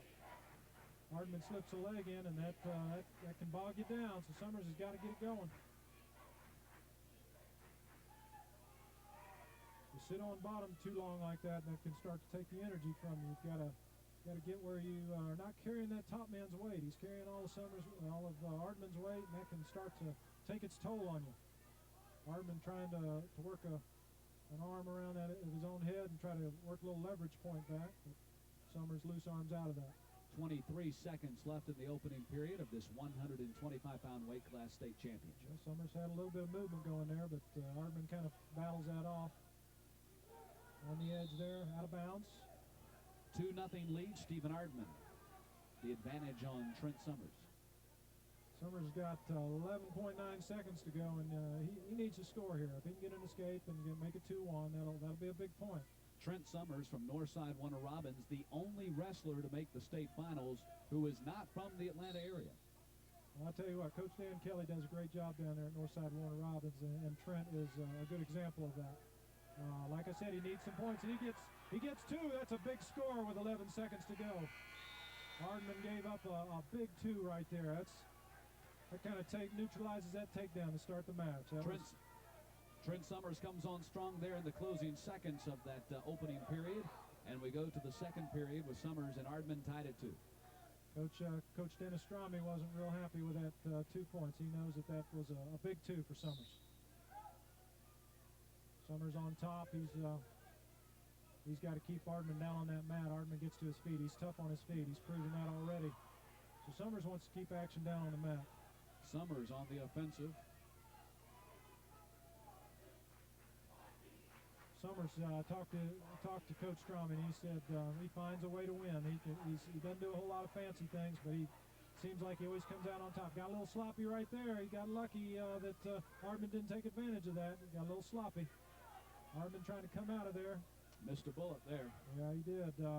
Summers is hanging on that leg. If we sit there too long, that referee's going to stop this with a stalemate call. But Ardman working up on that far half and the head.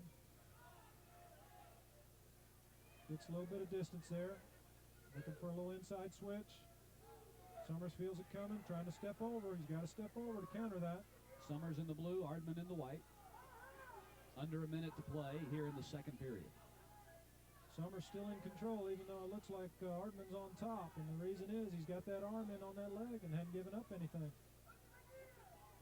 Summers battling tough. 42 seconds. Wouldn't be surprised to see a stalemate call here real quick.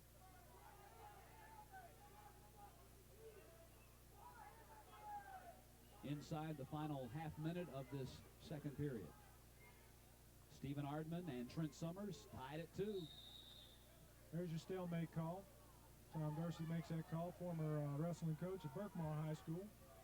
Great NCAA wrestler in his own right. These officials here tonight are here because they are the best ones we've got. They have been selected by the coaches to represent the Officials Association in the finals, and these are the best officials in the state, and do a fine job. Again, Summers going at it on his back. Ardman, nice move by Ardman. Hits the mat and moved immediately. We got a warning call. He's warning green. Mr. Summers got a warning call for stalling. 6.3 seconds left in the second period. Match tied at 2. The official felt like Summers was not really working for a pin, that he was mainly just riding his opponent. And the period comes to a close. We have a tough return down to the mat. Summers returns Ardman tough down to the mat, and get a little bit of injury time here. I think Ardman got a little shoulder ding there, but I think he's going to be fine. Stephen Ardman, a Parkview being worked on by the trainer, Trent Summers. You see him talking with his head coach, Dan Kelly, over in his corner. 2-2 as we go to the final period of this 125-pound weight class. Got an interesting rule change this year with injury time. The wrestler gets first one, you get a total of 2 minutes. The first one, you keep track how much time you use. The second one, when you take that second one, the other wrestler gets a choice of position. So it really has cut back on the injury time this year, and I'm not saying we have less injuries, but maybe less serious injuries. Wrestling is a very safe sport, and the injuries are far and few between. But that new rule change has been good. It's really forced the action and picked up pace. Big throw there by Ardman, but fortunately for Summers, they went off the mat. If he could have hung those toes 2 more inches in, he'd have had at least 2. Ardman picked up a point at the open of the period. I'd say Mr. Summers relaxed a little bit too much on the edge there and almost cost him big time. Ardman's a big thrower. Here comes another attempt at a throw. Right on the edge. Sags his hips. Summers does a good job of sagging hips, but we're out of bounds. No score. Summers needs to be careful in there. Ardman's a thrower, and he'll put him on his back in a hurry if he's not careful. Pardon, I said Ardman picked up the point. Actually, Summers picked up the point. It's 3-2 with 90 seconds left in the match.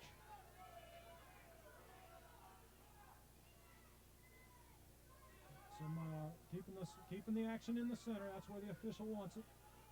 Sometimes they'll play that edge a little bit too much, and the official will make him get back to center. Summers got to pick up the pace a little bit, doing a lot of countering. And Coach Dursey will hit him. Mr. Dursey, he's not a coach anymore. He'll hit him for that stalling in a hurry. Ardman about to score. There's his two. There's a big two for Ardman. Ardman takes a 4-3 lead under a minute left in this match. He's got his hips down low. He better be careful. He's got his hips a little bit too low. Might get some back points. Didn't break that 45-degree plane. He's got to break to get back points counted. Ardman on top. He's got 40 seconds. Stephen Ardman of Parkview, now 37 seconds away from a state championship, leading Trent Summers 4-3. Summers knows that he's got to score at least one to tie this thing up. He's got to know the situation. Ardman's been wrestling tough this weekend. Summers has been around a long time. He has got to score. Right now, Ardman's got him broken flat. 16 seconds. Here he comes up. He's got to get one. He's got to get that foot down. 10 seconds. There's his and one. He got it. Watch the throw. The match is tied. 7 seconds. Two. And he got two. Big score.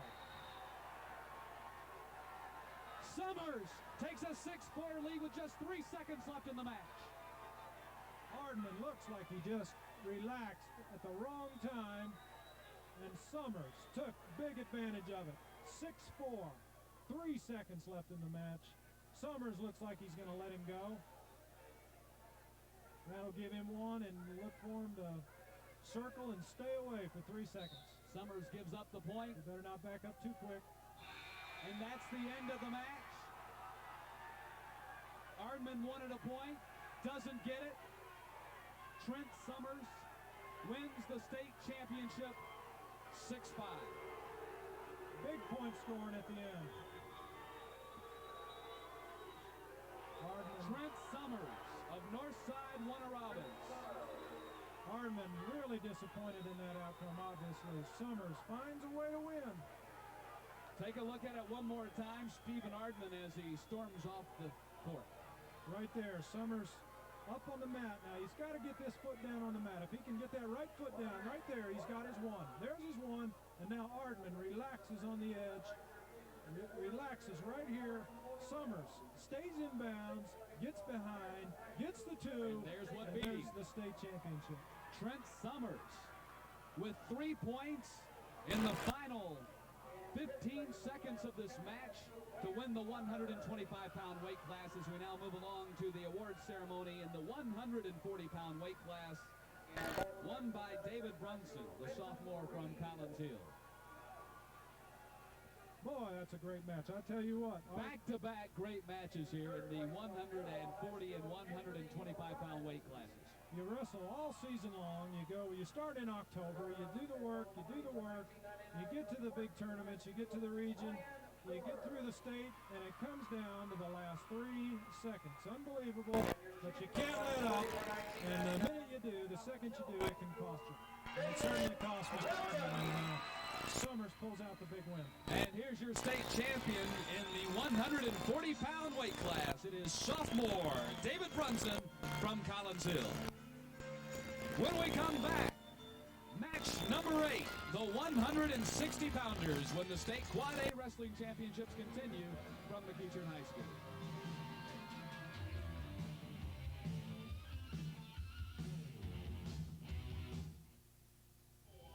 Matt Stewart and Gordon Pritz live from McEachern High School. We move along to the 160-pound weight class, and this should be a tremendous match. Ryan Willman, the junior from Harrison, against Kevin Clark, the senior from McEachern.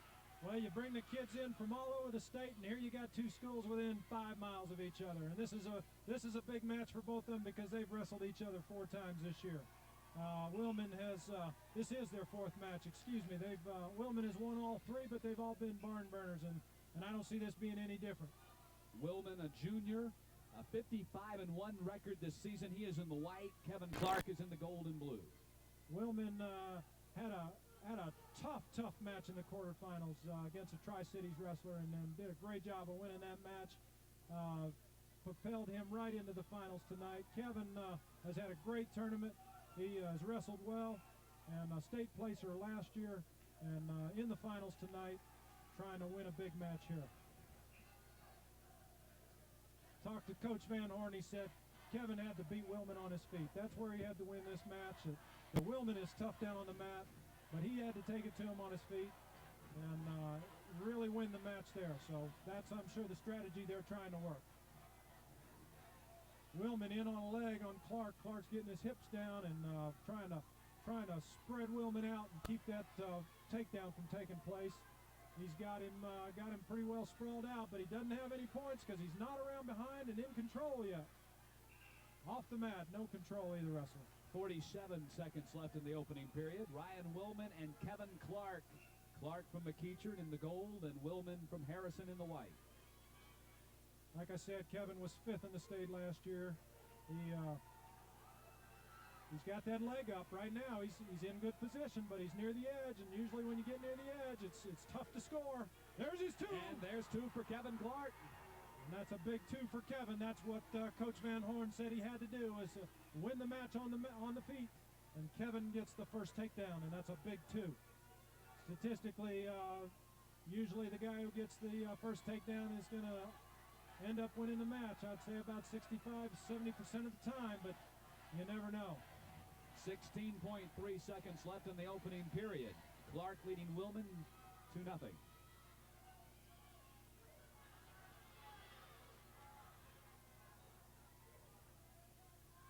Kevin keeping the control. 5 seconds left. He doesn't want to give up any points here. This is 5 seconds.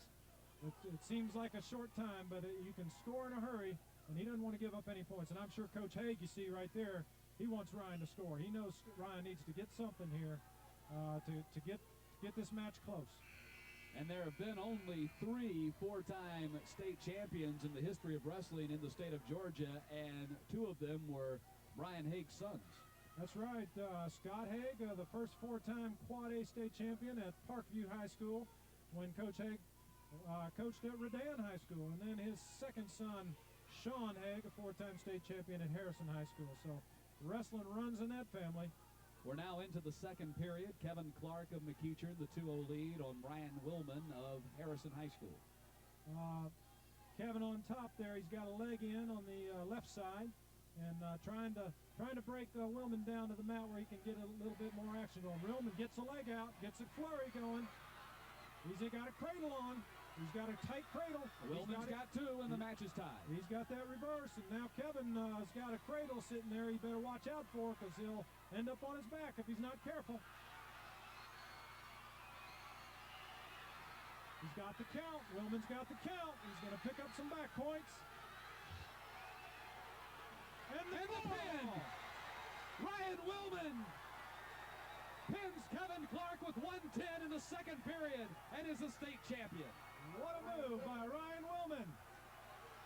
He gets the quick reverse, gets the cradle on, circles around, stacks up Kevin Clark at the edge of the mat, right on the edge of the mat, and gets the pin call from referee Billy Seville. The first pin that we have seen tonight, and Gordon, you said it at the top of the broadcast, it's sudden death the entire match, and you just saw why. Sudden death. Well, it doesn't matter what that score is. And certainly in this situation, it was a tie ball game, but it all ends when those shoulder blades stay in contact for 2 consecutive seconds. And there you go. There you see the referee down, checking out those shoulder blades. And he has got it on tight. Those shoulder blades have to be in bounds, and they were. Ryan Willman, state champion, Harrison High School. Ryan Willman picking up his first state championship. He'll be back next year. Finishes out 1998, 1999, 56-1. Great job. We move along to the award ceremony in the 125-pound weight class. That was a great match. Even though it ended in a somewhat quick pin, it was still a great match, because I tell you, that's the kind of match that can go either way.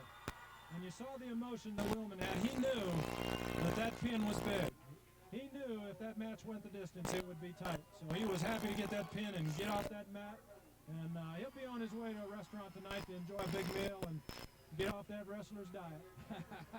Stephen Ardman, your runner-up in the 125-pound weight class. And here's your state champion, Trent Summers, from Northside Warner Robins, who won an outstanding match with Stephen Ardman right at the end. And there he is, your state champion, In the 125-pound weight class, the senior from Northside, Warner Robins, closing out his high school career at 156-9.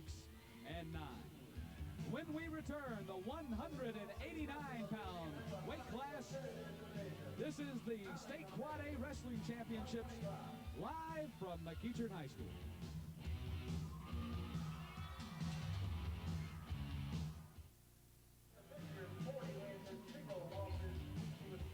Back at McEachern High School, Media One Channel 33's live coverage of the Quad A State Wrestling Championships, the 189-pound weight class. The senior from Sequoia, Robert Morrison, at 43-4 against one of the best wrestlers in the state, Dustin Kawa, the senior from Shiloh, at 40-0. Kawa is in the silver, and he comes right at him. You got it. Kawa has been here before. He's been under the lights. He's probably one of the best technicians in the state in terms of wrestling. He's been in national tournaments and state champion 2-time, going for his third. He's a tremendous wrestler, and Mr. Morrison has got his hands full, and Kawa's made that point already. Kawa's already got 2 points on the board, has not lost since his sophomore year, and that includes 2 broken legs in the process. He lost in the semifinals, I believe, his freshman year to the eventual state champion, and then he has been in the state finals every year since. So he's had a tremendous career at Shiloh High School under the direction of Coach Steve Hadinger and Steve West. He's a fine wrestler, and Morrison has had a great tournament. Good wrestler in his own right, but he's going to have to be at the top of his game tonight to give Kawa a match here. State champion as a sophomore, junior, and now trying to close out his high school career with another 2 points for Dustin Kawa. Gives him a 4-0 lead. This is the second meeting between the two. Last match, Kawa won 9-2, and that was Kawa's closest match of the year. So Morrison, he certainly is not intimidated, and he's got to wrestle that way. He can't be intimidated by Kawa. But Kawa has been on the offensive since this match began. I tell you what, Kawa is an interesting story in that he's been at 4 different weight classes in his career. Started out down in the lightweights, about 125. If you can believe that, look at him now. He slowly worked himself up, but he fills out the 189-pound class pretty good. Got him on his back. He's going to pick up some points. There's a count. He's got at least 2. Now he's got 3, and now he wants to work for that pin. He sits through, trying to get him flat. He's got that chin buried deep. He's going to lift that elbow. He's only got 9 seconds. And there it is. Dustin Kawa finishes off Robert Morrison in less than 2 minutes. I'm telling you what, that was a clinic right there by Mr. Kawa. He just showed you how you do it in the state finals. Dustin Kawa wins by fall in a matter of 1 minute and 54 seconds. An absolute tornado on the mat. I'll tell you what, Kawa is, like I said, probably one of the finest wrestlers in the state. He's being recruited by Penn State, Oklahoma State, North Carolina, going up to Central Michigan next week for a visit up there. He's got this isn't his last wrestling match. He's going to be wrestling again at the college level. Closes out his high school career with a record of 154-3. And all 3 of those losses came in his freshman and sophomore year. He went 3 years without losing. Pretty amazing. I tell you what, he is quite a wrestler, and he demonstrated that in less than 2 minutes. Now the award ceremony in the 160-pound weight class, where Ryan Willman won by fall. Second consecutive match that has been finished by pin here at the State Quad A Wrestling Championships. And again, not something we've seen several things that, the 2 pins, and we had a match in by technical fall as well. That's right, man. It's not real, not typical for the state finals. I'll tell you what, though, sometimes the way these brackets fall, you don't always get the 2 best wrestlers in the state lined up against each other, but you got to be ready all the time because, when you get under those lights, either guy can get the job done, but Kawa definitely the better wrestler in that last weight class.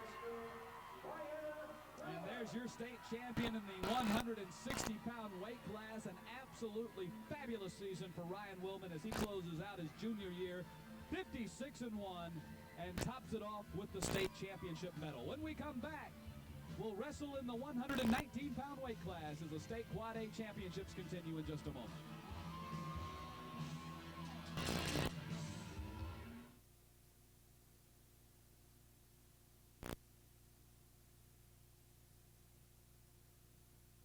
Tonight, the state Quad A wrestling championships at McEachern High School, the 119-pound weight class. Joey Geiler, the junior from Collins Hill. Justin Musara, the junior from Shiloh. Musara in the silver and Geiler is in the green. This is a rematch here. They've wrestled each other before. Last time Geiler got the win, and that was in the region finals. This is so these guys know each other, neighborhood schools, and it's going to be a good match. Two fine wrestlers right here. Musara's been under the lights before. He was second in the state last year. Got a little time out there for an injury. We got a little blood. We've got to take care of that. Anytime there's blood evident, the referee will stop the match immediately, get it cleaned up. This doesn't count. This is the one time that there is no charge to injury time. Anytime blood's present, it's not charged against the wrestler. Musara 30-3, and this is junior season, a career record of 84-12. Geiler 46-1, and this is junior season, and a career record of 129-3. Geiler, very experienced wrestler, wrestles in the off season. He's a two-time USA All-American. He's been in the fray. So both these guys, very experienced wrestlers, and it's going to be a good one. Circling, trying to establish control here, but back to the center. That's where you want the action to take place. There's a nice shot, but Geiler saw it coming, got the underhook, and battled out of it. First minute of this match in the 119-pound weight class. Joey Geiler of Collins Hill in the green, and Justin Musara of Shiloh in the silver. Geiler's been under the lights too. He's a 97 state champ, and he was third last year, but he's been under the spotlight, so both these guys know what it's like. And I'll tell you what, if you've never been underneath the heat of those lamps, it can take it out of you. So, you can see some guys who hadn't experienced that. We got a warning call already for stalling on Musara. Pretty quick call by the official, but he felt like he was not legitimately taking action to Geiler. Final 30 seconds of this opening period. I'll tell you what, Geiler had a tremendous match earlier today with the wrestler from Sequoia High School, Wilkie. Just a tremendous match. Went into overtime, and Geiler was able to secure a takedown in overtime and win that match. Tremendous match earlier. Wilkie came back and finished third. Had a tremendous career at Sequoia High School. And again, there's more blood. We've got a stalemate position, 4.7 seconds left. If we can get a close-up of Joey Geiler's face, he's got blood on his face. I believe it's come from the wound to his nose, but he's got blood smeared across his face. As we finish up the first period, you'll see some blood there. See, Geiler's got a little bit of nosebleed from it, and usually you take that by stuffing off the source, and he certainly has got it stuffed. Not real comfortable, but when you're out there wrestling, you don't notice this kind of thing very much. First 2 minutes of this match go scoreless. Joey Geiler of Collins Hill and Justin Musara of Shiloh. We are in the 119-pound weight class, the 10th of 14 matches here, as Geiler gives up a point. Geiler pretty well conceded that escape, let him have it. Coach Hesinger really wanted Musara to be offensive on his feet, really wanted him to go after Geiler. He didn't think he could sit back and be defensive, because Geiler is awful good on his feet. Musara with the 1-0 lead now.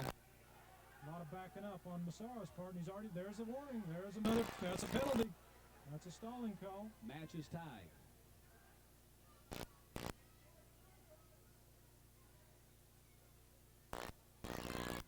Nice shot, a little too far away. Gave Geiler a lot of time to react. Geiler get around behind. There's two for a takedown. Geiler takes a 3-1 lead. He's going to let him go. He feels real confident on his feet that he can control the match here, so he's going to go takedowns with him. Another point from Musara, and it's 3-2. Geiler with the lead. 1 minute left in the second period. You don't have to be a math genius to figure trading 2 for 1 is going to put you ahead at the end, and that's what Geiler's strategy is right now. Massara trying to shoot in, but Geiler battles out. He's got a little bit of an underhook there, trying to get some control of the head. Watch a reshot when Massara backs up. Massara trying to keep control of that elbow, and he doesn't do it. And the minute he loses it, there's Geiler around back. Geiler 2 more and a 5-2 lead with 33 seconds left in the second period. He's on the edge here, so I kind of doubt he's going to let him go on the edge. He'll probably concede going out of bounds and restart. Yeah, that's what he does. Coming back to center, 26 seconds. Massara looks a little winded. Fatigue setting in awful quick and a lot of action. Coach Cliff Ramos, I think, wants Geiler to ride him out. Doesn't want him to give up a point. Reason being is because it's tough to score with just 20 seconds, so he wants to go ahead and see if he can ride him to the buzzer. Puts a leg in, circles hips around. Nice move by Geiler. Keep control. Going to break that hold right there. Not quite. 10 seconds left in the period. Geiler has a 3-point lead. And that's going to do it for the second period. And we'll go to the third and final period. Joey Geiler of Collinsville holding a 5-2 lead on Justin Massara. Choice here is going to be Massara's, and he chooses down. Excuse me, my fault. Massara is going to be on top. That even puts a little more pressure on Massara. Try to work a leg in. Geiler comes up off the mat. Big attempt at a throw there. Geiler's got to get some action going because as quick as the official is hit the stalling calls, he'll do it again. He wants to force some action here. 5-2 lead, Joey Geiler. 1:35 left in the match. And now the call by the officials and the stalemate. Now Mr. Hannibal wants some wrestling here, so he's making him work. He's not going to let him loaf. 90 seconds. Massara needs 3 points to forge a tie. He gets one. Mistake for Geiler. Makes it 6-2. Minute 20. Now a 4-point lead for Joey Geiler at 70 seconds left. Massara is having a tough time staying out of that underhook. Geiler's working an underhook with his left arm.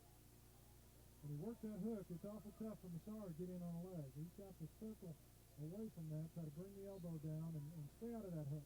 He's in it again, right there. Geiler's got the hook. Dutch Thunder on that side. Nice counter by Massara.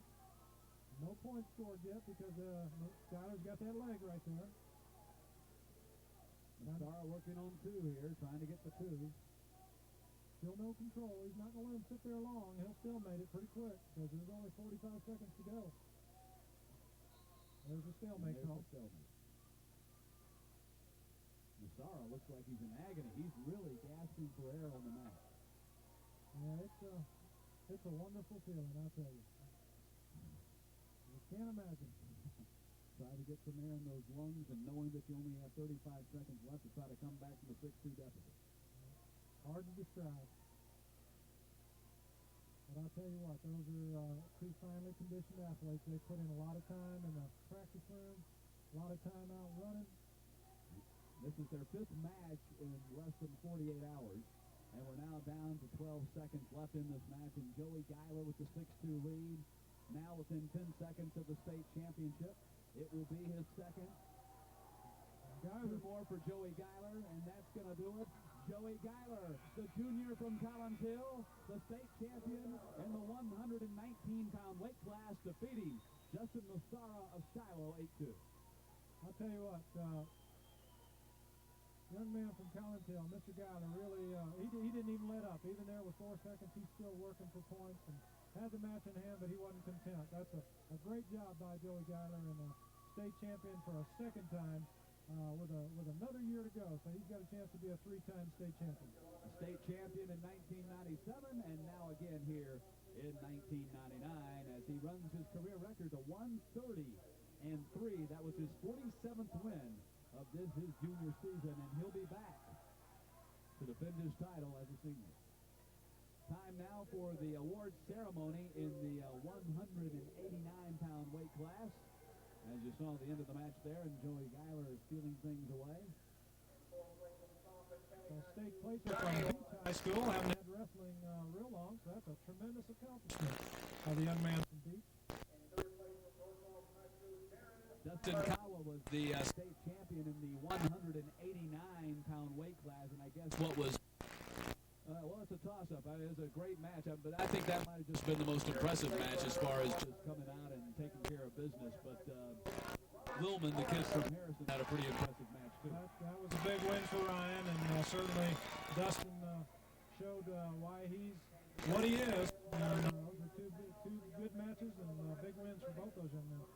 And here he is, your three-time state champion, Dustin Kawa from Shiloh High School, a senior who closes out his high school career 154-3 unbeaten since a sophomore. There's the mom and dad giving him that big hug and kiss. And there was his pin to defeat Robert Morrison of Sequoia. When we come back, the 135-pound weight class as the state Quad A wrestling championships roll along.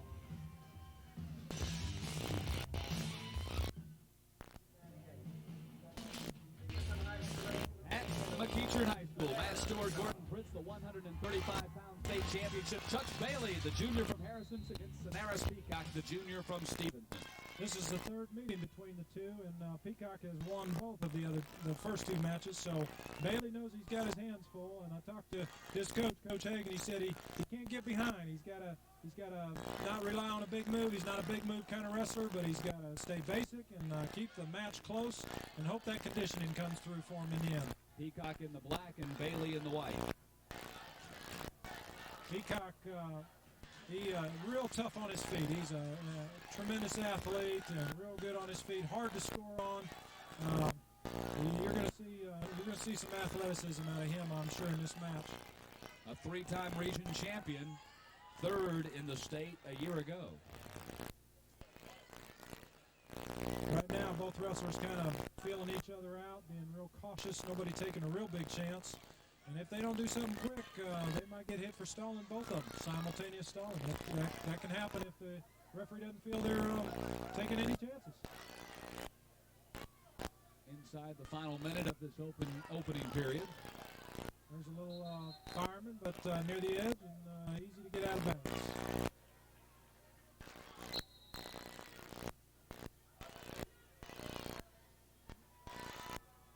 This is a bit of a slow pace, and I think Bailey would be better off to pick the pace up and put the pressure on Mr. Peacock to test his conditioning. I know Coach Haig works his wrestlers hard, and I've got a feeling Mr. Bailey's in good shape. And he's got to use that to his advantage in this match. He's got nothing to lose. He's lost twice to this young man. He's in the state finals. He's got nothing to lose. He's got to turn it loose and go after him. 17 seconds left in this opening period. Sonaris Peacock at Stevenson against Chuck Bailey of Harrison. Peacock in the black and Bailey in the white. There's a nice fireman shot. He's in deep, but you're seeing right there, you're seeing Peacock and his ability to battle that off and on the edge and gets out of bounds. One call the referee can make is fleeing the mat, and that was certainly close to that, but no call made. Closing seconds of this first period, and the first period has come to an end scoreless. I think Bailey's feeling pretty good about himself right now. He's going in the second period, all tied up, chooses down, good place to be when you're fresh. He can score quick here and get back to his feet. He knows he can get in on him. Got to get that hand control, work up. He's got to come out with a leg. Here comes the leg out. He's got to keep that hand control. Peacock gets him back down to the mat, but here comes Bailey back up again. Scoreless match to this point. Little maneuver at the edge there, tried for a switch, but Peacock was able to battle off. Got a cradle on. Bailey better be careful. He's not in a real good position with it on top, but Bailey fights out of it.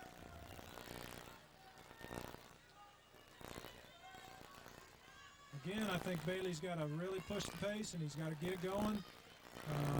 He's got it close, and he can keep it close, and that doesn't mean he has to not take some chances. He's got to be smart, but he's got to take some chances. We remain scoreless at the halfway point of this 135-pound state championship. Out of bounds. referee a little bit out of position. He ought to be over there on the edge so he can see the feet thrown out of bounds.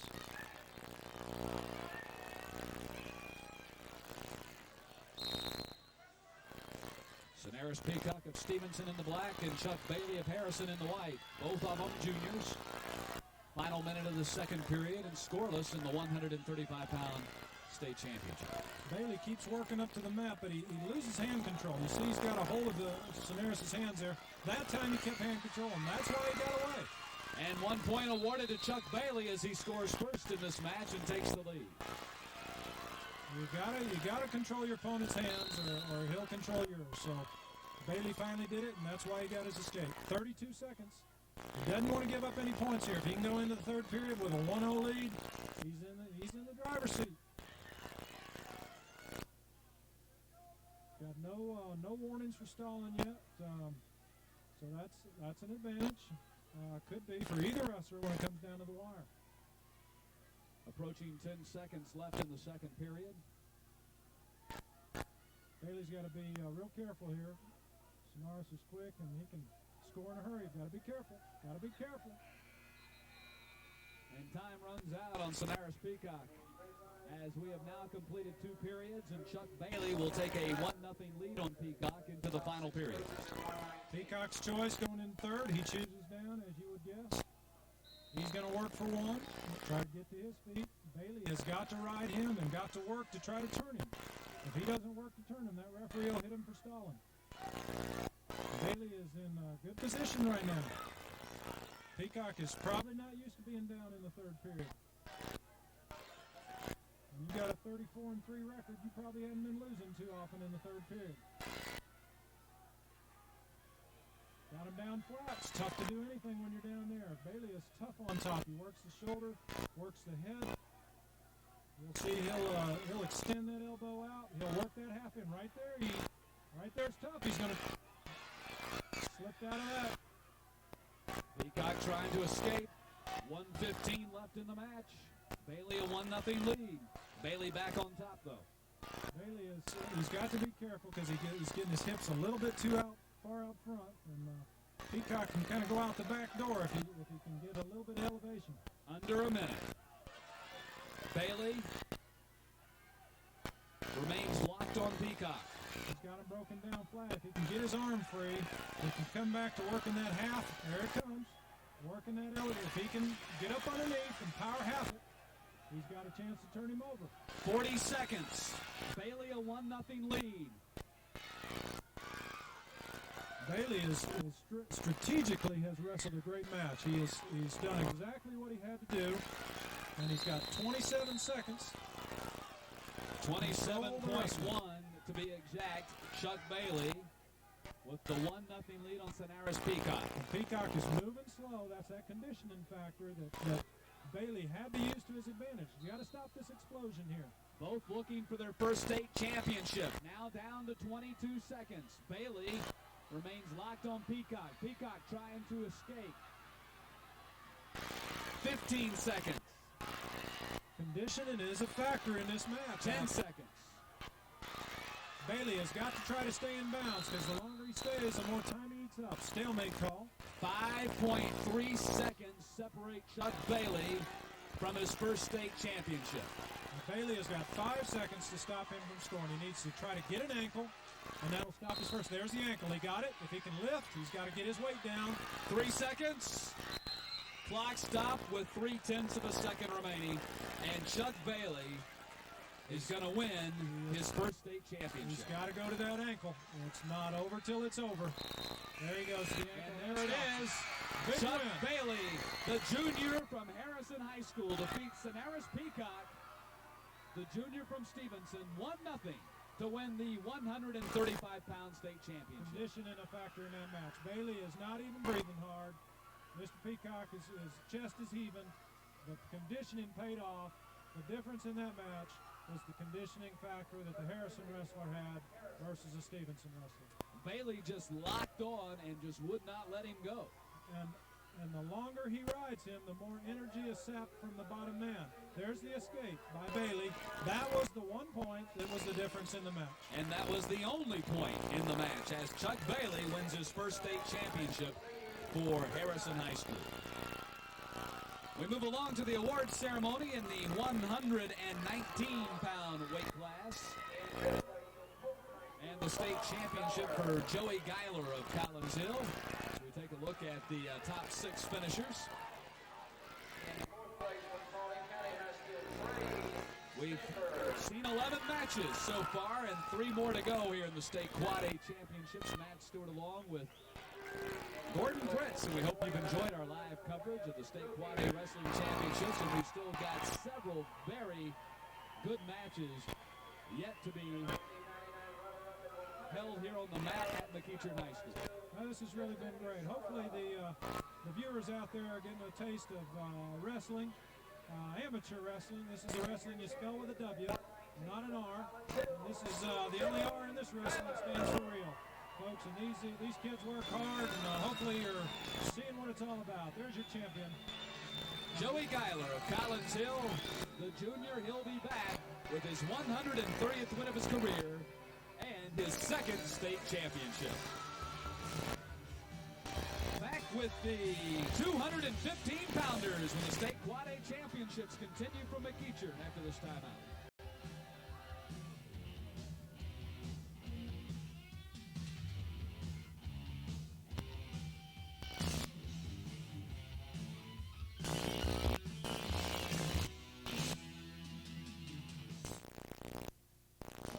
Big boys on the mat, the 215-pounders, Jeffrey Crocker, the senior from Harrison, Ryan Goodman, the senior from Roswell. Goodman in the green, and Crocker in the white.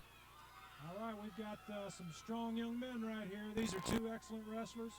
Crocker has had a fantastic year, had a huge win in the quarterfinals last night against the wrestler from Sequoia High School, Derek Shirley. And he is in the finals tonight, trying to win that state championship against a good wrestler in Ryan Goodman. Ryan was, he's a big, strong kid. He's a big move kind of wrestler. Crocker's got to be careful to stay off his back. Goodman in the green, 52-11 for his career, wants to attend the Air Force Academy.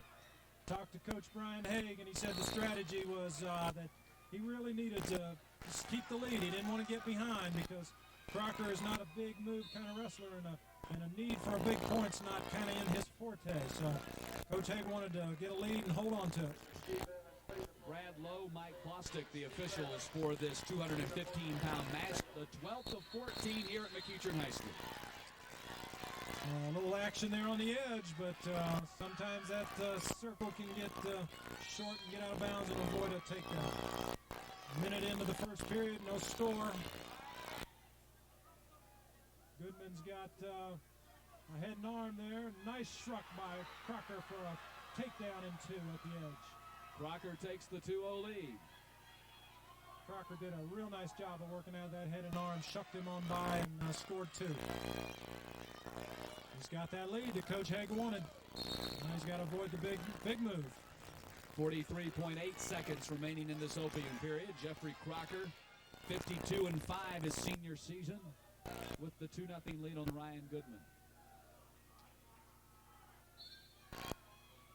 42 seconds to go. Crocker wants to work hard and try not to give up any points going into that second period with a 2-0 lead. He's working for a pin there. He wants to work a little tilt. Crocker's got to free his arm. He does. He gets it out of there. He's got his head down. He needs to get that head up a little bit. He's got a tilt position. He's on the edge. He's got to watch the edge. Trying to flip him over on his back. He's out of bounds. 12 seconds. Out of bounds with the shoulder blade, so it's not going to do him any good. You've got to have the shoulder blades in to get back points. 7 seconds left in the opening period. Now we'll watch for that move again because Crocker got in on that, and in the center of the mat he'd have scored. But we're going to see that again, I can almost promise you. Jeffrey Crocker, a 2-0 lead on Ryan Goodman here in the final seconds of this opening period. 215-pound weight class. 5 seconds. He doesn't want to give up any points. 3 seconds. Again, these 2 young men all over the mat. And Coach Haig really wants a lot of action this match. He feels like conditioning is a plus for his team, and he wants to force the action. And the first period will come to an end with Jeffrey Crocker of Harrison leading Ryan Goodman 2-0. Crocker gets choice, chooses down. Once again, very typical kind of call when you're fresh. Down's a better place to be. You got more energy to get away. Crocker is working a little sit-out series. Got to get some hand control. Goodman going to the leg, trying to get that leg elevated. Little switch, standing switch. Strong move, and 2 points for Crocker. Takes a 4-0 lead. And not only that, he gets a leg in, and he's working a Turk. He's going to score some back points if he can elevate that leg a little bit. Trying to get that angle. He got it. He's got the back points. He's got him on his back. It's going to be tough. It's a long time to go. Crocker just needs to be patient. 1:24 left in the period. Crocker just needs to be patient. He's got a Goodman lot in of trouble. time. Crocker on top. Goodman in trouble. Working those shoulder blades. Look out. Look out. That's There it. we go. Jeffrey Crocker, the senior from Harrison, pins Ryan Goodman to win the 215-pound state championship. Big win by Mr. Crocker. Strong performance by Jeffrey Crocker. Crocker showed good patience there. He tilted him, got a little elevation, then he slipped out of that and got the headlock on, and then just settled on him. He had plenty of time right here. He's got to get his elbow up off the mat and get that elbow up and pick the head up a little bit right there. There you go. And the worst sound in the world if you're Ryan Goodman, you hear that palm slap the mat, and your dreams of a state championship are over. You don't want to know how many lights are in the gym. That's not good in wrestling. We move along to the awards ceremony in the 135-pound weight class, where Chuck Bailey defeated Sonaris Peacock by a score of 1-0. As the top 6 finishers make their way to the awards stand.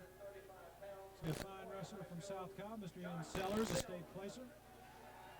We've seen 3 pins tonight and a technical fall, so it's been a rather wild evening here at McEachern High School. A lot of action, a lot of excitement, and that's good for the crowd. And hopefully our viewers are getting a taste of amateur wrestling.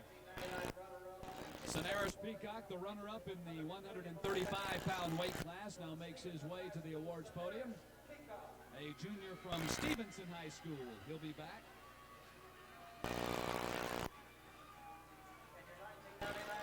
And your state champion from Harrison High School, the junior Chuck Bailey. He too will be back. And when he returns, he'll be the defending state champion for his senior season. When we come back, we move along to the 130-pound weight class. Justin Wilkie and Grant Dornbus, as we continue from McEachern High School.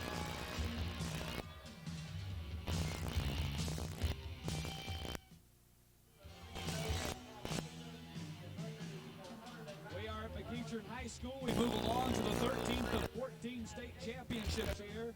The 130-pound weight class. Matt Stewart along with Gordon Fritz, and we've got a great match in store here. Justin Wilkie, the senior from Sequoia, against Grant Dornbus, the senior from Lassiter. Dornbus in the black, and Wilkie is in the gold. This will be a good one. These guys have seen each other a few times. 2 very skilled, fine wrestlers, very intelligent young men. Mr. Wilkie with a 4.0 GPA and Mr. Dornbus with a 3.92. Wilkie's been in the state tournament and placed every year he's been in. He's a senior.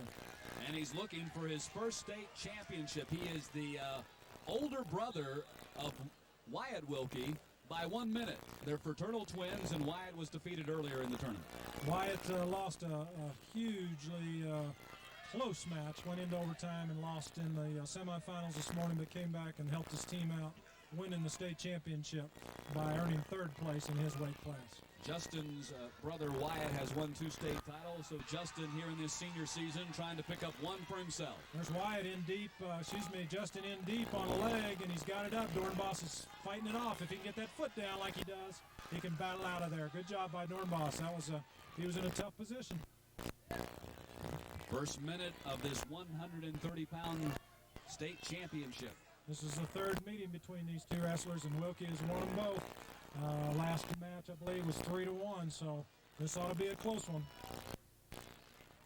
Dornbos in the black and Wilkie's in the gold. I believe Dornbos is a little quicker, Wilkie a little stronger, so their talents are evenly matched. Very skilled wrestlers. Between these 2 young men, 254 career victories.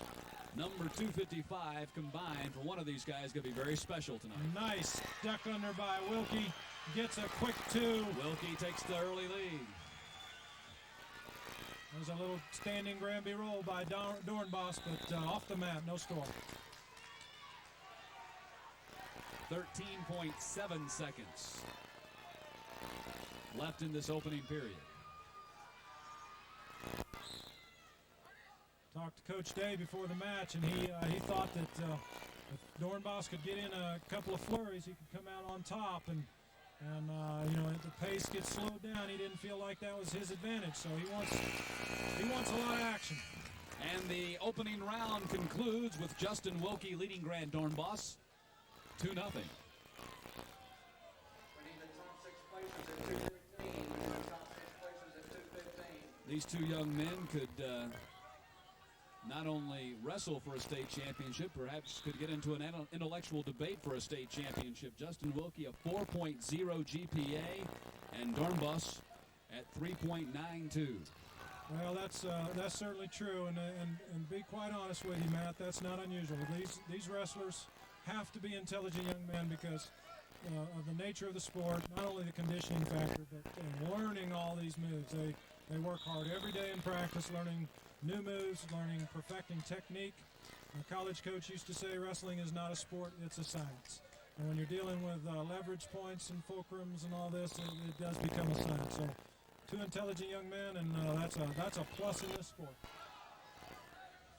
Dornbos, 3rd in the state in 97 and 98. He's already guaranteed that he's bettered that here in his senior season. Right now, Wilkie's got the upper hand. He's got a lot of pressure on Dornbos. He has slowed the pace down, and that was what Coach Day was afraid of. He wanted a lot of action, a lot of flurries. He thought his wrestler, being quicker, could come out in a better situation in a hurried action of sorts, but he hasn't got that yet. Wilkie leading 2-0 at the halfway point of this 130-pound state championship. Wilkie is very methodical, very deliberate in his moves. He's very basic, nothing fancy, but does everything technically right. And that just makes it very difficult to score and very difficult to be successful against. Dornbos has gotten up and he gets his 1. That's a big score with 35 seconds to go. Dornbos cuts the lead in half. And right now, Dornbos has got to hold on to this 2-1 situation. He doesn't want to give up a point here before the period ends, but he's got to be aggressive, or he'll get hit for stalling in a hurry. Under 20 seconds left in the second period. Wilkie's got that head buried in there. He's working for that inside control. He's on the edge so he can take a chance, which he does. Doesn't work. They're off the mat. No harm. 8 seconds left in this second period. Justin Wilkie leading Grand Dornbos 2-1. He's in deep right there. Dornbos got to fight that off. Gets him down. He's going to give up 2 at the buzzer. Costly points. Big 2 points for Justin Wilkie in the final 3 seconds of that second period. We may... And it's 4-1. Justin Wilkie takes a 3-point lead to the final 2 minutes. Coach Day not happy with that call. He didn't think there was real control there, and that's a referee's judgment. He makes that call. He decides, and you can't question that. You can question misapplication of the rules, but you can't question an official's judgment. Wilkie puts Grand Dornbos in a very difficult position here in the final 2 minutes. Now trailing 4-1, Justin Wilkie A minute and 45 seconds away from his first state championship. Wilkie is going to be content to be slow and methodical. He's got good hand control there, able to get an escape. He's taken Dornbos down twice, so he feels very confident on his feet. Now Dornbos has got to score on his feet. He's got to get this takedown. There's a nice shot, and Wilkie counters quickly. With that escape by Wilkie, a 5-1 lead now at 1:25 left in the match. I think you see a little fatigue setting in on Dornbos. He's kind of flat-footed. His head's down. That's kind of a sign that fatigue's setting in, and when you're behind by 4, you've got to be the aggressor. Nice shot by Wilkie. Dornbos trying to turn the corner on him, but Wilkie is going to finish strong. Wilkie gets 2 more and takes a 7-1 lead into the